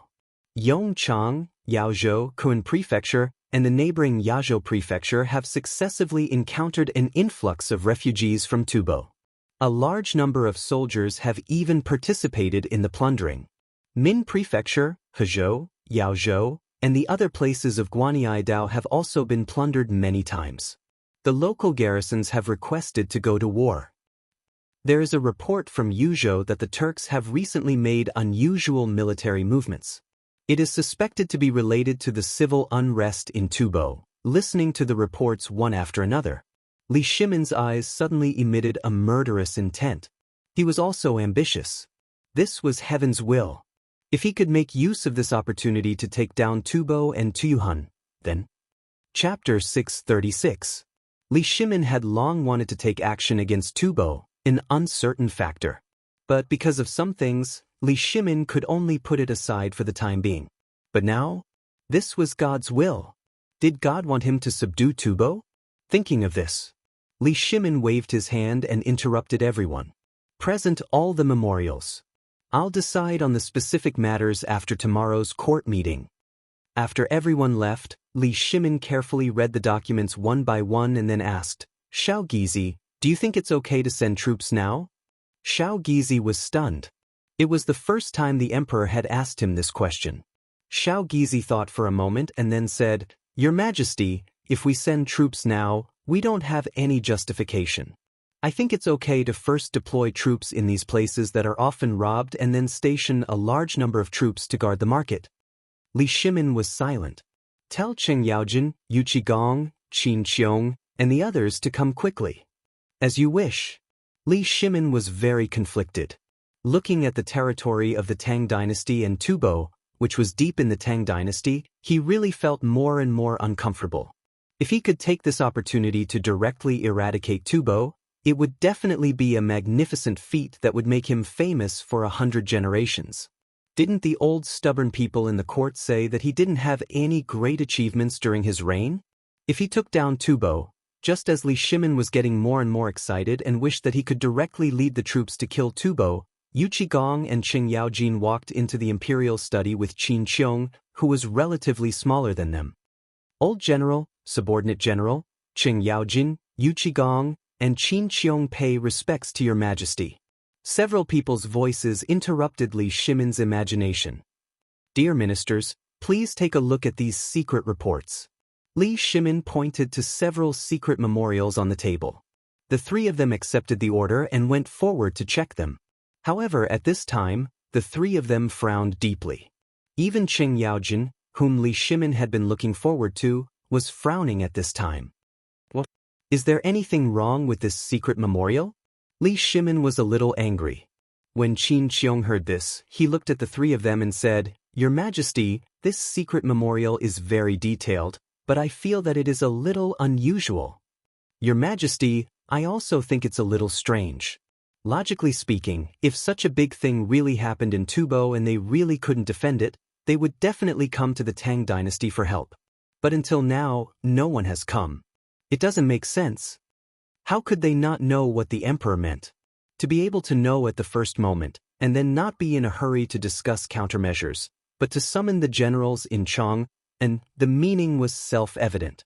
The emperor wanted to go to war. However, when the three of them said this, Li Shimin was even more determined to go to war.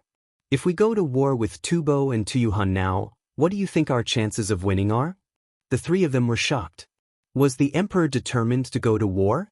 Cheng Yaojin pondered and hurriedly said, Your Majesty, I remember that Fengzi once said that now is not the time to send troops to Tubo.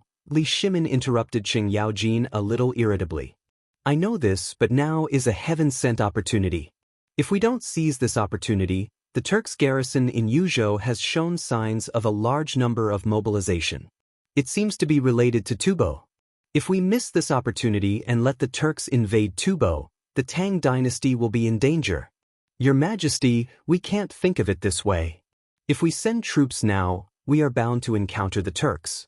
At this time, we will have to face three formidable enemies who are covetously eyeing us. Your Majesty, this is no small matter.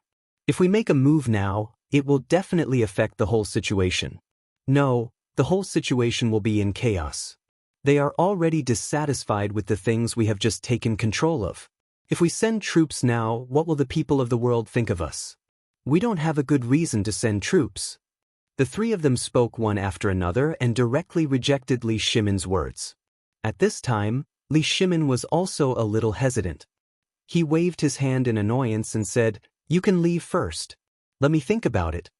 The three of them looked at each other and then slowly left. As soon as they left the imperial study, the three of them could not help but look serious. There was an important factor that they did not mention just now, and that was the lack of food. The army was now short of food and could only eat 2 bowls of porridge every day. If they went to war now, how could they fight? When it came to war, the three of them had never been careless. However, even the cleverest housewife could not cook without rice. They were not Zhang Feng, who could conjure something out of thin air to add to the pot. They were all uncouth people. If they put those poisonous things in, it would be a big problem. The three of you, are you going to the imperial study? Just as the three of them were walking out of Taiji Palace with worried expressions, they happened to bump into Fang Xianling, who was just about to go see Li Shimin. The three of them sighed. They nodded in a muffled voice. Qing Yaojin said in a muffled voice, "At this time, I advise you not to go see His Majesty." Fang Xianling heard this and smiled confidently. Is it because of that tubo thing? When the three of them saw Fang Xuanling's expression, they couldn't help but look at each other. Then, Qing Yaojin and Yu Qigong picked up Fang Xianling and said, "Elder Fang, let's go, let's find a place to have a good chat. We have encountered some troublesome matters." Chapter 637. Between the Taiji Palace and the political announcement hall, there was a barbican. At this time, in a small room in the barbican, Qing Yaojin and the others pulled a discontented Fang Xianling to sit at a square table. Fang Xianling was somewhat resistant to the strong smell of fox, sweat, and fleas on their bodies. However, he also knew why the three of them had brought him here. However, he also had something important to report to the emperor, so he no longer acted reserved and directly asked, "Why did the three of you bring this old man here?" This was the armaments department, which was the territory of the military department. Coming here at this time meant that the three of them had encountered a big problem. Along the way, he heard that the little yellow door went straight to the imperial palace, so he faintly guessed that this matter was definitely not ordinary. Hearing Fang Xuanling's question, Qing Yaojin and the others didn't pretend. The three of them were straightforward people. Qing Yaojin, Yu Qigong, and Qin Qiong looked at each other and said, "We just went to see the emperor. The emperor is preparing to itubo." While speaking, Qing Yaojin's right hand gently drew a line across his neck. How could Fang Xianling not know what this action meant? Moreover, the emperor already had that intention. But why did he choose this time? He clearly remembered that when the emperor talked about this matter last time, Feng Zi clearly told the emperor that this was not a good time to start a war. What's going on? Fang Xianling couldn't help but feel anxious. What's going on? The Tang dynasty is lacking everywhere. Although it's a bit better, it's not a good time to use force. And what's going on here? Before Qing Yaojin could speak, Yu Qigong sighed and said, "Old Fang, this matter is a bit complicated. If you choose Longyu, Jianan, and Guanyi, as long as it's close to Tubo and Tubo, you'll basically be harassed every day. Even Tubo's soldiers will participate in the plundering." Fang Xianling turned pale with fright and hurriedly asked, "This is impossible. How is this possible?" Qing Yaojin forced a smile. When people are hungry, they will even eat mud. Besides, it's not like you don't know that the last locust plague came from Tubo and other places, right? Think about what happened to the Tang dynasty, and think about the Tubo dynasty. Hearing this, Fang Xuanling's face suddenly changed. He muttered, "Could it be that Tubo?" "Yeah." Yu Qigong patted Fang Xuanling's shoulder and said, "Our Tang dynasty has Zhang Feng, so we've been dealing with the locust plague since the beginning. You should know about this, right?" Fang Xianling fell silent. Indeed. In the beginning, when Zhang Feng said that there would be a plague of locusts, no one took it seriously. Otherwise, they would have started stockpiling food and then slowly started to control the plague. However, in the end, it still caused serious consequences, not to mention Tubo. The drought. Then came the locust plague. Although during this period the Tang dynasty did make a lot of money, it also added fuel to the fire in Tubo. Although this was all a strategy. At this time, after the incident broke out, Fang Xianling still felt that it was inconceivable. What was this? This was national policy, but if war broke out at this time, then before Fang Xianling could figure out what was going on, Qin Qiong, who had been silent all this time, slowly said, "Not only that, according to the reports of spies, at least thousands of people starved to death in Tubo and Tuyuhun every day, and there were even cases of cannibalism. As for the survival of the people, the leaders of the two countries did not have a good solution, so unprecedented civil unrest broke out. According to the secret memorial, at present, the total number of people in the two countries is more than 100,000. Also, according to the news from General Li Jing in Yuzhou, spies in Yuzhou found that a large number of Turkic soldiers showed signs of mobilization, suspected to be directed at Tubo. Elder Fang, think about it, If the Turkic army went south to take Tubo, what would happen? Fang Xianling could not help but be shocked. He couldn't help but suck in a breath of cold air. He wanted to leave in a hurry, but before he could leave, Qing Yaojin pulled him back and said, "Don't worry, this war won't happen." Of course, they knew what Fang Xianling was going to do, but how could they let Fang Xianling go at this time? Cheng Yaojin was fine, but Qin Qiong and Yu Qigong were not in Chang'an often. They finally caught Fang Xianling, who had just returned from the tavern. How could they let him go so easily? Moreover, they had been rejected 3 times when they went to the tavern. This morning, they learned that this guy actually took Yu Shernan to see Zhang Feng. What was he doing? How could they not want to know what Zhang Feng wanted to do? After all, the magical sabers, spears, and shields that the guy mentioned were treasures. However, at this time, it was Fang Xuanling's turn to be confused. "Why do you say that this war cannot be fought?" Cheng Yaojin said with a wry smile. "The army is short of food. How do you think this war can be fought? Do you want the soldiers to go to the battlefield with empty stomachs?" Fang Xianling was stunned. However, after thinking about it, now that there was a shortage of food everywhere in the Tang dynasty, it was possible that the army was short of food. He could not help but nod and say, "You're right. How about old man go to see his majesty first, and then we'll talk later?" No, old Fang, you know that we are always away from home. It's not easy to find something good, so we want to talk to you. It's not urgent to see his majesty.